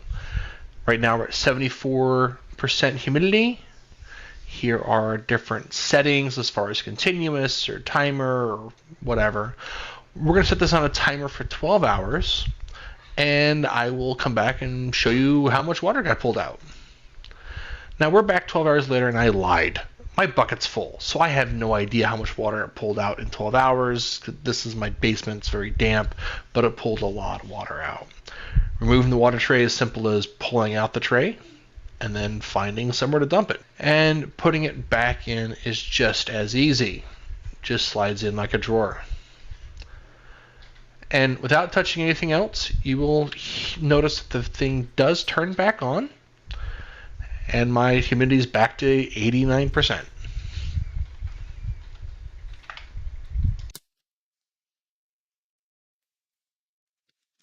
Oh, just in time. So the next product we're going to look at after that Paris Rhone dehumidifier, which is normally $320. Today it's $240. You can save $80 on that. It's going to be the Hummix phone mount for cars. Hummix car phone mount holder. $32.99 normally, $25.99 today. So, or scratch, you won't have to work out. So then what you can do, oh, excuse me. That was rough. What you can do is basically put your phone in here like this, or just drop it on your desk. That also works too. So basically you're just going to put it in here like this, clamp it down. You don't want to like squeeze it too tight because you obviously don't want to break the plastic. But as you can see here, that's not going to go anywhere. I mean, this is super solid. I am shaking it and it's not moving. It definitely clamps down really tight. So then say you get home and then you want to basically just take your phone off of the mount. All you have to do is just push in those little side buttons that I showed you guys just a few seconds ago, and it'll release it and you can just pop it right off. So simple as that. There's not really much to it. It does have very solid plastic. Nothing feels cheap or flimsy on it. All the parts mechanically feel like they're very solidly built. So if you guys have been looking for a new phone mount for your office, because I mean, you could put this on a desk or your car, definitely check out this Hummix car phone mount holder. Absolutely awesome. Thanks for Hummix for sending this out for me to test. Appreciate you guys. Yeah, that's going to be it for that one right there. All right, chat. So I used that for months and months and months. And the only reason I stopped using it is because I sold my car. So if you guys need a new car mount, definitely check that one out. Very nice, very well made, and does what it is supposed to. And it's $7 off today too. So not a bad deal, but per request, we're going to read one more chapter of Where the Red Fern Grows. So if you guys are buckled in and ready to hear some stuttering, let me know with an F in chat. Let me know with an F in chat. This is also a really, really, really, really, really good book, Breathing Underwater. That's a super good book. All right, so we're on chapter 2. We're on chapter 2. That book gets a little dark, though, so if you guys are looking for book recommendations, read Where the Red Fern Grows, because Breathing Underwater gets a little bit dark. A little bit depressing, to be honest. So we are on chapter 2. Let's see how long chapter 2 is. I mean, it is a children's book. Chapter 2 is 2 pages longer. That's fine. Chapter 2 of Where the Red Fern Grows. I suppose there's a time in practically every young boy's life when he's affected by a wonderful disease of puppy love. I don't mean the kind a boy has for a pretty little girl that lives down the road. I mean the real kind. The kind that has 4 small feet and a wiggly tail and sharp little teeth that can gnaw on a boy's finger. The kind a boy can romp and play with, even eat and sleep with. I was 10 years old when I first became infected with this terrible disease. I'm sure no boy in the world had it worse than I did. It's not easy for a young boy to want a dog and not be able to have one. It starts gnawing at his heart and gets all mixed up in his dreams. It gets worse and worse until finally it becomes almost unbearable. If my dog wanting had been out of an ordinary boy, I'm sure my mother and father would have gotten me a puppy, but my wants were different. I didn't want just one dog. I wanted 2, and not just any kind of dog. They had to be a special kind and a special breed. I had to have some dogs. I went to my father and had a talk with him. He scratched his head and thought it over. Well, Billy, he said, I heard that old man Hatfield's collie is going to have some pups. I'm sure I can get one of them for you. He may as well have poured cold water on me. Papa, I said, I don't want an old collie dog. I want hounds, coon hounds, and I want 2 of them. I could tell by the look on his face that he wanted to help me, but couldn't. He said, Billy, those kinds of dogs cost money, and that's something we don't have right now. Maybe one day when we can afford it, you can have them, but not right now. I didn't give up. After my talk with Papa, I went to Mama. I fared no better there. Right off, she said I was too young to be hunting with hounds. Besides, a hunter needed a gun, and that was one thing I couldn't have, not until I was 21 anyway. I couldn't understand it. There I was sitting right in the middle of the finest hunting country in the world, and I didn't even have a dog. Our home was in a beautiful valley far back in the rugged Ozarks. The country was new and sparsely settled. The land we lived on was Cherokee land, allotted to my mother's because of the Cherokee blood that flowed in her veins. It lay in a strip from the foothills of the mountains to the banks of the Illinois River in northeastern Oklahoma. The land was rich, black, and fertile. Papa said it would grow hair on a crosscut saw. He was the first man to stick the cold steel point of a turning plow into the virgin soil. Mama had picked up the spot for our log house. It nestled at the edge of the foothills in the mouth of a small canyon and was surrounded by a grove of huge red oaks. Behind our house was one could see miles and miles of the mighty Ozarks. In the spring, the aromatic scent of wildflowers, redbuds, papaws, and dogwoods drifting on the wind currents spread over the valley and around our home. Below our fields, twisting and winding, ran the clear blue waters of the Illinois River. The banks were cool and shady. The rich bottom land near the river was studded with tall sycamores, birches, and box elders. To a 10-year-old boy, it was the most beautiful place in the whole wide world, and I took advantage of it all. I roamed the hills and the river bottoms. I knew every game trail in the thick cane brakes and every animal track that had pressed in the mud along the river banks. The ones that fascinated me the most were the baby-like tracks of a river coon. I'd lie for hours examining them. Before leaving, I'd take a switch and sweep them all away. These I called my trail looks. The next day, I'd hurry back, and sure enough, 9 times out of 10, There in the clean swept ground, I would again find the tracks of a ringtail coon. I knew he had passed over the trail during the night. I couldn't close my eyes and almost see him, humped and waddling along, fishing under the banks with his delicate little paws for crawfish, frogs, and minnows. I was a hunter from the time I could walk. I caught lizards on the rail fences, rats in the corn crib, and frogs in the little creek that ran through the fields. I was a young Daniel Boone. As the days passed, the dog-wanting disease grew worse. I began to see dogs in my sleep. I went back to my father and mother. It was the same old story. Good hounds cost money, and they just didn't have it. My dog wanting became so bad, I began to lose weight, and my food didn't taste good anymore. Mama noticed this, and she had a talk with Papa. "You're going to have to do something," she said. "I never saw a boy grieve like that. It's not right. Not right at all." "I know," said Papa, "and I feel just as badly as you do, but what can I do? You know we don't have that kind of money." "I don't care," said Mama. "You've got to do something. I can't stand to see him cry like that. Besides, he's getting to be a problem. I can't get my work done. He follows me around all day begging for hounds." "I offered to get him a dog," said Papa, "but he doesn't want just any kind of dog. He wants hounds, and they cost money. Do you know what the Parker boys paid for those 2 hounds they bought? $75. If I had that much money, I'd buy another mule. I sure do need one." I had overheard this conversation from another room. At first, it made me feel pretty good. At least I was getting to be a problem. Then I didn't feel so good. I knew my mother and father were poor and didn't have any money. I began to feel sorry for them and myself. After thinking it over, I figured out a way to help. Even though it was a great sacrifice, I told Papa I had decided I didn't want 2 hounds. One would be enough. I saw the hurt in his eyes. It made me feel like someone was squeezing water out of my heart. Papa set me on his lap and we had a good talk. He told me how hard times were and that it looked like a man couldn't get a fair price for anything he raised. Some of the farmers had quit farming and were cutting railroad ties so they could feed their families. If things didn't get better, that's what he'd have to do. He said he'd give anything if we could get some good hounds for me, but there didn't seem to be any way he could right then. I went off to bed with my heart all torn up into little pieces and cried myself to sleep. The next day, Papa had to go to the store. Late that evening, I saw him coming back. As fast as I could, I ran to meet him, expecting a sack of candy. Instead, he handed me 3 small steel traps.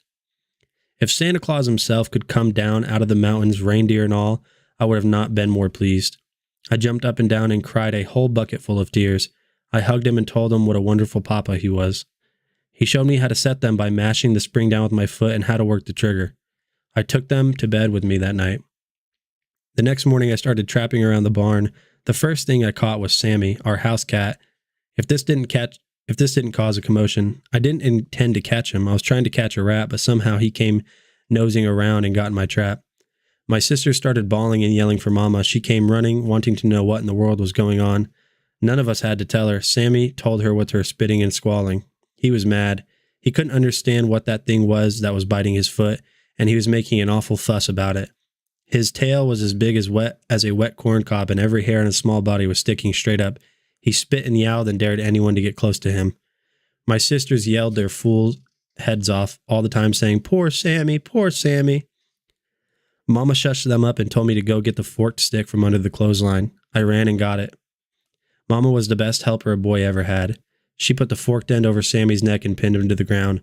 It was bad enough for the trap to be biting his foot, but to have his neck pinned down that way was too much. He threw a fit. I have never heard such a racket in my life. It wasn't long until everything on the place was all spooked up. The chickens started cackling and flew up over the hillside. Daisy, our milk cow, all but tore the barn lot up and refocused to give any milk that night. Sloppy Ann, our hog, started running in circles, squealing and grunting. Sammy wiggled and twisted. He yowled and spit, but it didn't do him any good. Mama was good and stout. She held him down tight to the ground. I ran in and put my foot on the trap spring, matched it down, and released his foot. With one loud squall, he scooted under the barn. After it was all over, Mama said, "I don't think you'll have any more trouble with that cat. I think he learned his lesson." How wrong Mama was. Sammy was one of those nosy kinds of cats. He would lie up on the red oak limbs and watch every move I made. I found some slick little trails out in the garden down under some tall hollylocks. Thinking they were game trails and not knowing they were Sammy's favorite hunting trails, I set my traps. Sammy couldn't understand what I was doing out there, messing around his hunting territory. He began to investigate. It wasn't long until I had him limping with all 4 feet. Every time Papa saw Sammy lying around in the warm sun with his feet wrapped up in turpentine rags, he would laugh until big tears rolled down his cheeks. Mama had another talk with Papa. She said he was going to have to say something to me because if I caught that cat one more time, it would drive her out of her mind. Papa told me to be a little more careful with where I set my traps. Papa, I said, I don't want to catch Sammy, but he's the craziest cat I ever saw. He sees everything I do, and he just has to go sniffing around. Papa looked over at Sammy. He was lying all sprawled out in the sunshine with all four paws bandaged and sticking straight up. His long tail was swishing this way and that. You see, Papa, I said, he's watching me right now, just waiting for me to set up my traps. Papa walked off toward the barn. I heard him laughing, fit to kill. It finally got too tough for Sammy. He left home. Oh, he came once in a while, all long and lean looking, but he was never the same friendly cat anymore. He was nervous and wouldn't let anyone pet him. He would gobble down his milk and then scoot for the timber. Once I decided to make friends with him because I felt bad about catching him in my traps. I reached out my hand to rub his back. He swelled up like a sitting hen. His eyeballs got all green and he growled from way down deep. He spat at me and drew his back paw like he was going to knock my head off. I decided I'd better leave him alone. In no time at all, I cleaned out the rats. Then something bad happened. I caught one of Mama's prize hens. I got out of those young man peach tree switchings over like that. Papa told me to go down in the cane brakes back of our fields and trap. This opened up all kinds of new wonders. I caught possums, skunks, rabbits, and squirrels. Papa showed me how to skin my game. In neat little rows, I tacked the hides on the smokehouse wall. I'd stand for hours and admire my magnificent trophies. There was only one thing wrong. I didn't have a big coon skin to add to my collection. I couldn't trap old Mr. Ringtail. He was too smart for me. He'd steal the bait from the traps, spring the triggers, and sometimes even turn them over. Once I found a small stick standing upright in one of the traps. I showed it to Papa. He laughed and said the stick must have fallen from a tree. It made no difference what Papa said. I was firmly convinced that a smart old coon had deliberately poked this stick in my trap. The traps helped my dog wanting considerably, but like a new toy, the newness wore off and I was right back where I had started. Only this time it was worse, much worse. I had been exposed to the feel of wildlife. I started pestering Mom again. She said, "Oh no, not that again. I thought you'd be satisfied with the traps." "No, Billy, I don't want to hear any more about hounds." I knew Mama meant what she said. This broke my heart. I decided I'd leave home. I'd sneaked out a quart jar of peaches, some old cornbread, a few onions, and started to go hollow back out of our house. I had it all figured out. I'd go away off to some big town, get 100 dogs, and bring them all back with me. I made it all right until I heard a timber wolf howl. This stopped my home leaving. When the hunting season opened that fall, something happened that was almost more than I could stand. I was lying in bed one night trying to figure out a way I could get some dogs when I heard the deep baying of a coon hound. I got up and opened my window. It came again. The deep voice rang loud and clear in the frosty night. Now and then I could hear the hunter whooping to him. The hound hunted all night. He quit. Let me catch up with chat real quick. The hound hunted all night. He quit when the rooster started crowing at daybreak. The hunter and the hound weren't the only ones awake at night. I stayed up and listened to them until the last tones of the hound's voice died away in the daylight hours. That morning I was determined to have some hounds. I went again to Mama. This time I tried bribery. I told her if she'd get me a hunting dog, I'd save the money I'd earned from my furs and buy her a new dress and a box full of pretty hats. That time I saw tears in her eyes. It made me feel all empty inside, and I cried a little too. By the time she was through kissing me and talking to me, I was sure I didn't need any dogs at all. I couldn't stand to see Mama cry. The next night I heard the hound again. I tried to cover my head with the pillow to shut out the sound. It was no use. His voice seemed to bore its way through the pillow and ring in my ears. I had to get up again and go to the window.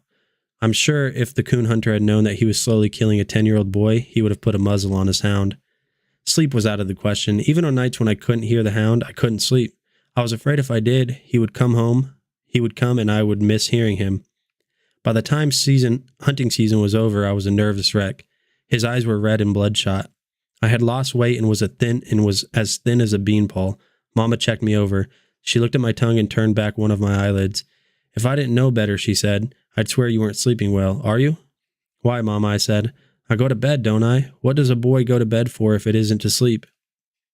By the little wrinkles that bunched up on her forehead, I could tell that Mama wasn't satisfied. Papa came in during one of those inspections. Mama told me she was worried about my health. "Aw," he said, "there's nothing wrong with him. It's just because he's been cooped up all winter. A boy needs sunshine and exercise. He's almost 11 now, and I'm going to let him out in the fields this summer. That will put the muscles back on him." I thought this was wonderful. I'd finally grown up to be a man. I was going to help Papa with the farm. Man, I got tired. I got tired reading that. I don't know how you guys are faring in chat. F's in chat if you're still here. If you're still here, if you're still awake, let me know. Because I got tired from that. That was chapter 2 of Where the Red Fern Grows. Sleepy? You guys already hear me talk enough. I'm surprised you guys even want me to read. Let's watch some more videos. Let's watch some more videos. What is next? The Simtech iPhone 14 Pro Max case. Oh, we already watched that one. The Simtex Clear iPhone 14 case.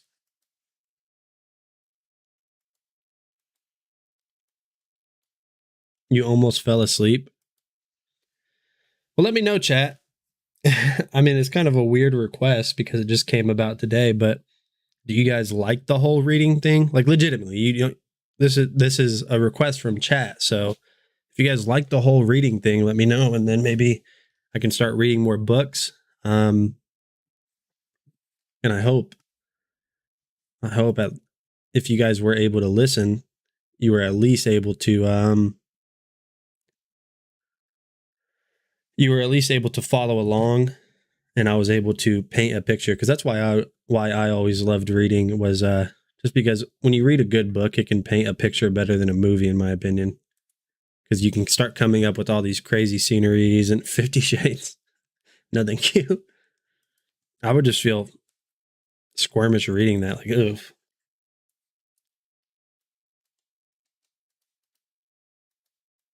Hey guys, Nikita with Dragon Bloggers here to show you a really cool, awesome case for your iPhone 14 Pro Max. And so this is basically the case here. It is from Simtech.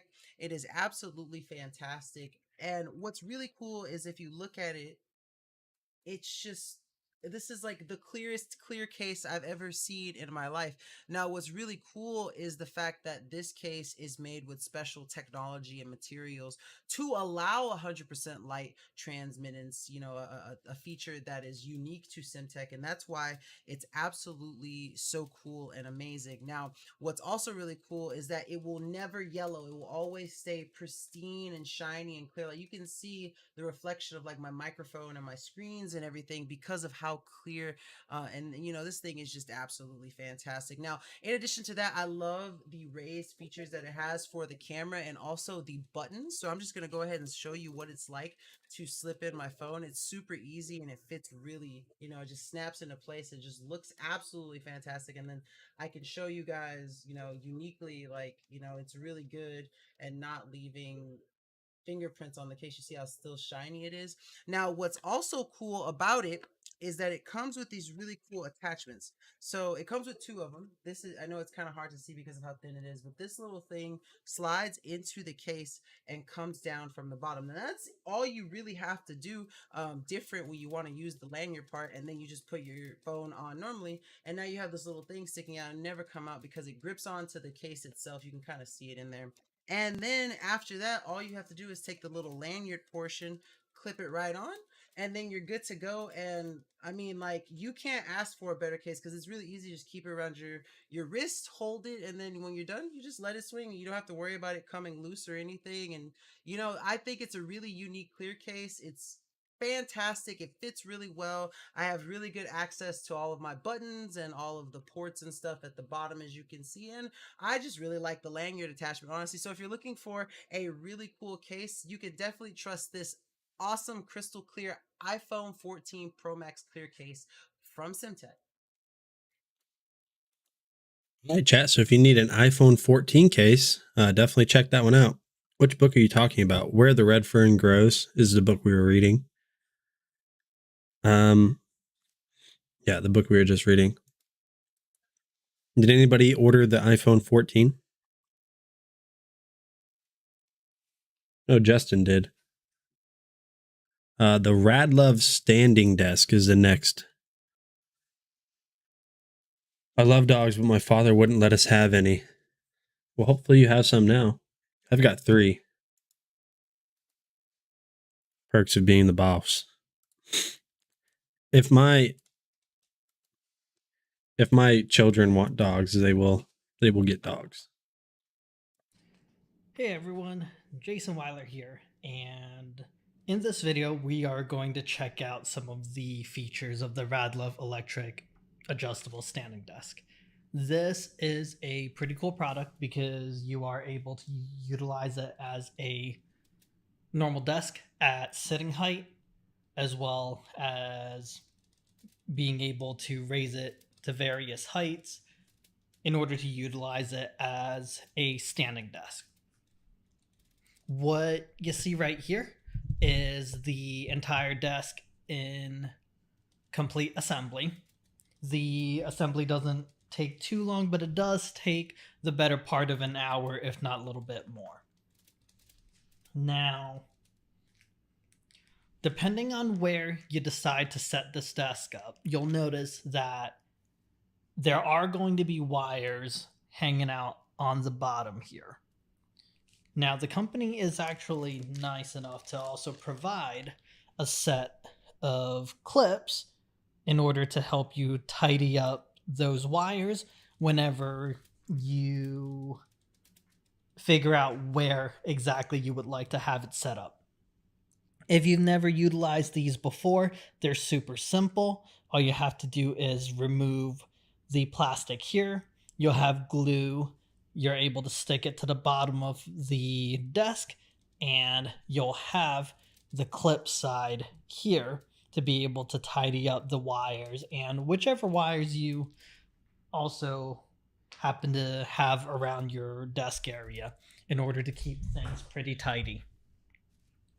Now, as far as adjusting the height, it is fairly simple. You can do it manually by utilizing the arrows for raising and decreasing the height. Of course, this also requires you to have to be there and holding it in order to raise it. Now, let's say, for example, you already know the various heights that you want to utilize it at. You are able to actually store those heights as presets on the controller, and all you would have to do is to simply hit that button and it'll go to that desired height. In this particular example, I have 1 as the lowest level, 4 as the highest level, and you'll see as we're going up here, I've got 2 at a moderately low level and 3 at a moderately high level. As you can see, it's very easy to utilize. It's not overly complicated to use. The features are just as you see it. There's nothing complicated that you have to memorize in order to get it to work.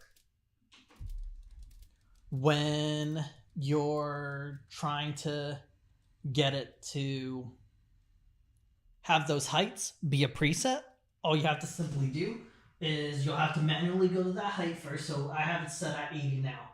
Let's say if I wanted to be 83 inches, all I would have to do is hold down the button.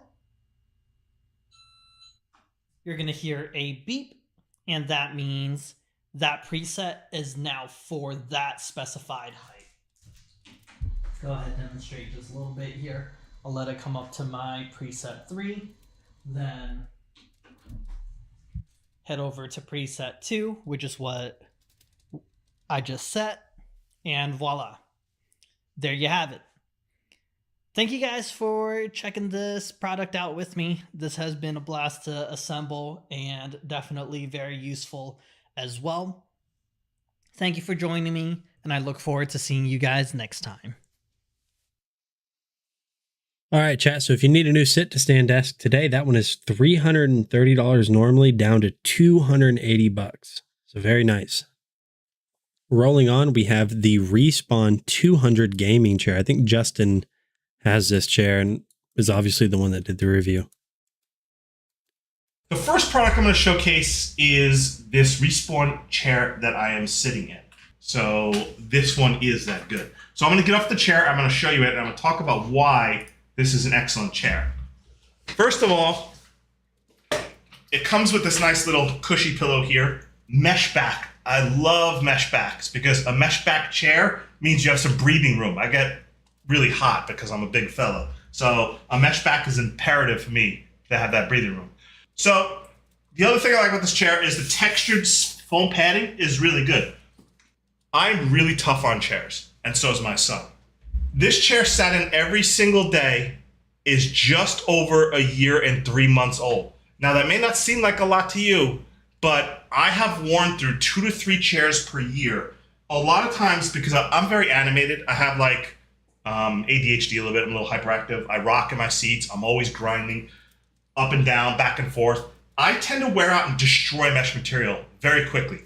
My jean pants or my thick pants tend to wear the material very quickly of chairs. This chair's been sat in every day at least 10 to 13 hours a day for over a year and 4 months, and it almost looks brand new, which is extremely impressive. Adjustable heights, doesn't have a footrest, but another thing I really like about this chair is it is one of the few chairs that could take I could go this far back and be comfortable resting. And I'm pretty top heavy. I don't feel like I'm gonna fall over. The chair's not gonna fall back. That's pretty good for me. So honestly, this chair is one of my favorite chairs. I've been using it. I honestly, it's kind of sad, right? This was my son's chair for over a year before he went to boot camp. And so I kind of hijacked his chair and turned it into my chair because it was his birthday gift before he went to boot camp, but he's not going to be using it anymore. So I took my son's chair and made it my chair. Now this is my chair and I love it. And my son did love it the whole year. He got to use it before it now became my chair. And I'm telling you, he was hard on this chair. I would tell you, he sit 15 hours a day on this chair. So it's held up really well, super comfortable. And I don't normally like racing chairs. Like I've been in racing chairs and bucket chairs that have caused me back pain. And this one does not do that. It's very, very comfortable. Very comfortable.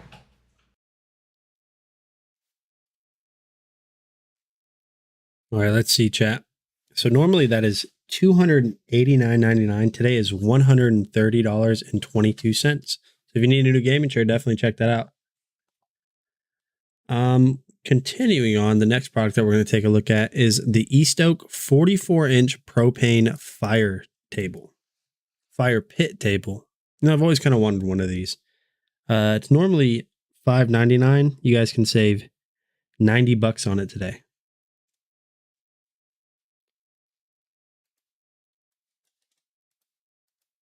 So I was here assembling the Eastoke 44-inch fire pit table. Now this is the white one, and when you see here, you can line up all the sides with the brackets. Relatively easy. They give you all the screws to install. Very easy to put it together. It takes about a little less than an hour, depending on how fast you are and how comfortable you are putting together patio furniture. Now, here is where you put the top where the gas tank goes. This is actually the bottom of the gas tank sits, and it just screws in. You mostly assemble this table upside down, and then you flip it over after it's fully assembled. The next part is these little wireframe crossbars, which help stabilize it, although they are a little flimsy, I thought. And though they create an X and provide some stability, I didn't feel that they were very sturdy. Now, this is the glass top of the fire pit table face down. And one thing you want to know, when it first comes, it has the flame array or the fire pit in the wrong position. So you have to unscrew these silver screws, take it off, and then flip it over horizontally and then reassemble it and reattach it. I don't know why they didn't just assemble it in the right position to begin with and why it was shipped that way, but just remember you have to do that. You have to make sure it's parallel horizontally instead of vertically like that. So here is the bottom now placed on top of the fire pit table top, you see again, you assemble it upside down, like I said, screw it in on all 4 sides, and then you're ready to go and flip the fire pit table over. Once you flip the fire pit table over, you put in the blue cracked glass in the center, and you got the cover for the fire pit. I really like the look of the glass. The glass is blue colored, but it has one mirrored kind of surface side, and so it really amplifies the reflection of the fire and just looks good. And you just kind of scatter around the little flame holes in the pit right there, and it just looks amazing. The cover itself is very lightweight and metal and just easily covers it when you're not using the fire pit, so leaves and debris don't fall inside your fire pit. But here's the way it looks before we put the wind guard on. So the wind guard is optional, but it's definitely recommended if you live in windy areas. So let me tell you about the wind guard. So the wind guard comes with the 4 plexiglass panels with these little corner brackets, and you just attach them in the bottom on each of the 4 sides and then at the top. The bottom ones have these little holes where you put in these rubber pegs, which act as the stands to let it stand on the glass surface. And the wind guard doesn't make it hard or in any way impede you from pulling off the cover for the fire pit. It just works perfectly at preventing too much wind from coming over the surface of the table. So here's those little rubberized feet, so that way the glass doesn't touch the glass. And they do stay put. The rubberized feet prevent it from sliding around too much, but you can position it just right. So here's how it looks. Let's go ahead and give you another angle. Here is where the door opens on the side for where you want to put your gas tank. And again, it uses a standard liquid propane tank. You could use a gas grill tank. And because it is a fire pit and produces a lot of flame, it burns flame at a rate of a little bit more than a gas grill, just because it has more holes and produces more flame. But it's comparable to a gas grill. So here's the fire pit at night, and here's how it looks. Really, really love the look of the blue glass, amplifying the reflectiveness of the flames, the blue flames leading into the orange flames. It just provides a nice ambience, nice atmosphere. You could technically roast s'mores on top of this thing if you want to, and just, have your friends around, enjoy the fire pit, warm you up in the winter, have a nice drink. It makes a great patio decoration, great for an outdoor patio display table, great if you're entertaining a crowd. And again, here is the bottom where you would adjust the gas tank itself. It's a little dark, but let me just show you what it looks like when you turn the flame up and down. So, turning the flame down, you can see it goes quite a bit lower to where they're, it's almost like candlelight, and then up they go quite a bit. But it is a little windy out. You can see if I didn't have that wind guard, those flames would have probably come out towards the center of the table. So having that wind guard there actually is pretty advantageous, and I'm glad they included the wind guard with it. One thing I will tell you, there's a slight hiss constantly as the gas comes out into the table, so just know it's normal. You'll hear it hissing as it's producing gas. When it turns out, it is extremely hot. You just put the cover on it, let it sit for several hours, but you make sure you put the cover on it because, again, you don't want leaves or debris to fall on top of it or fall in the fire pit.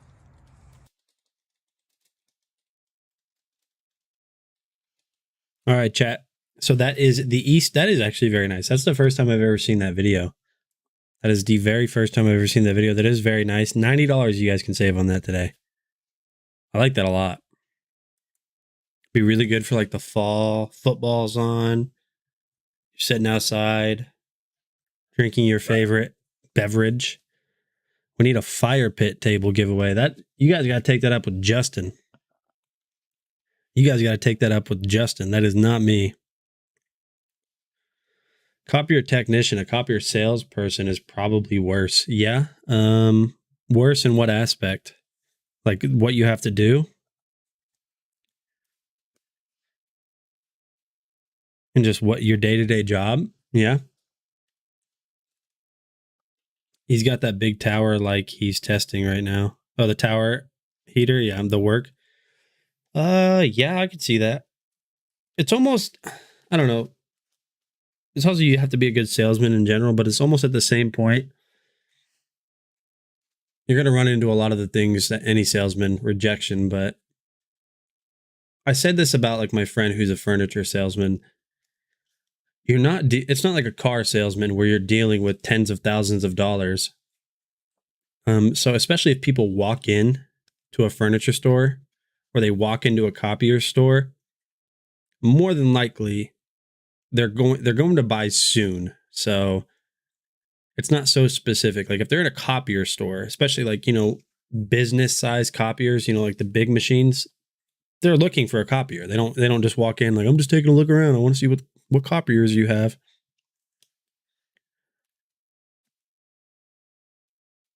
Sell some other wins on marketplace, liquidate. Yep. let's continue on. The work on copy machines can be rough some days, but overall, the majority of places that, I worked for a copy machine company. You left when I started reading. Well, that's just kind of rude. I don't know how to take that. 1 second. Big brain move. Yeah, I'm still trying to adjust from reading as well. The thing is with like copier machines, most places I would go to, it'd be a business, so they would have like a copier room. So I would be left to my lone, just working on the copy machine. So it was kind of relaxing, but some days it was kind of stressful. Nate making espresso. How about no? How about no?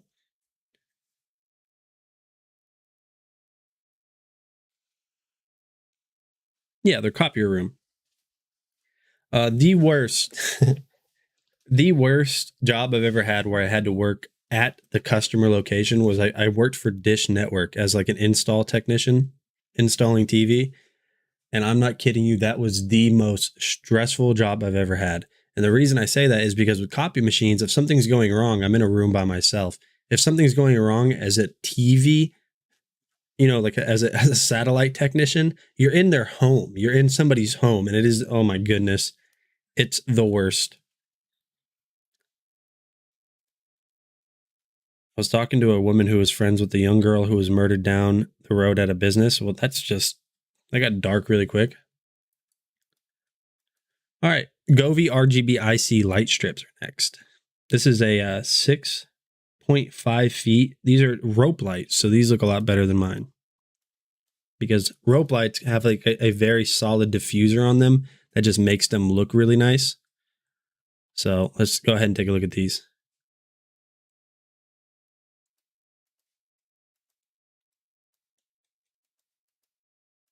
James here with a quick unboxing showcase of a new product. This is from Govee. This is our RGB IC LED neon light strip or rope lights, which is kind of cool. Now these are 10 feet of rope lights, and I'll kind of show you guys this. It has the whole thing, works with their Govee Home app, which is very, very cool. But unlike the LED strips, this is in a rope style, so it's a little thicker and a little brighter. Now it does have DIY mode or multiple. It is IP67 waterproof. So it is waterproof, but the controller is not, guys, so just remember that. Also has timers, and you can segment the colors. So RGB IC means you can change the colors throughout the whole rope. That way they don't have to be one color or one pattern. It can change the color patterns. So inside here, we're going to pop this open once I peel off the sticker, because you guys see, nice fresh kit. Now inside here we are greeted with the product itself, but also greeted with the user manual if you guys need the user manual, and then the product. This is kind of cool. Now I'm going to kind of show you guys this. This is actually the rope. It's a thicker style. If you guys see this, it's thick, right? And this is what you'll actually hang onto the wall or connect to the wall. And this, the arch part is what lights up. You guys can see it is Velcroed shut. It also has the controller on here, and it does have 3M adhesive on the end. But this is the controller. This will work the preset colors at a preset end of this if you don't want the app. This will also adjust the brightness and power on and off. 10 feet of that. So then comes with multiple alcohol prep pads, so you guys can clean the surface of whatever you're sticking it to. Then it comes with wall mounts. If you guys want to use the wall mounts, multiple metal wall mounts with the screw holes so you guys can screw this in. And then you have the another single color, you guys. Multiple single colors, right? Then we're back to white. So let's hit the patterns. Flashing. Now it's gonna like go around the rope like it's tracing, which is kind of cool. I actually like this circle shape. I wish I could hang it in a circle just like this. There you guys go, right? That is cool.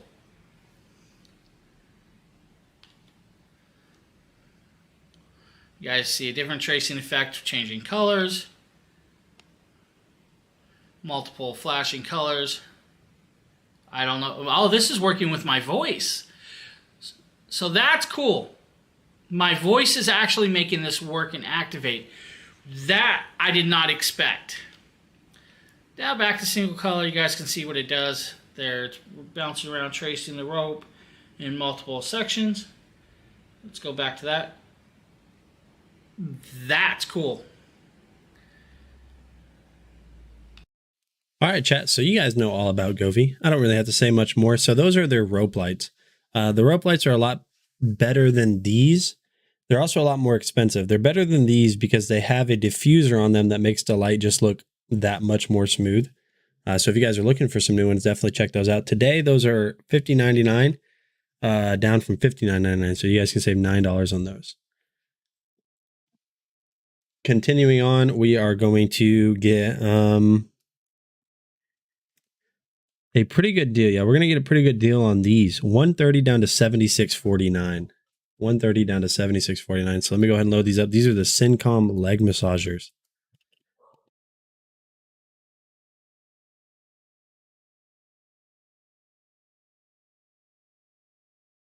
James here with a quick unboxing showcase of a new product. This is from Syncom.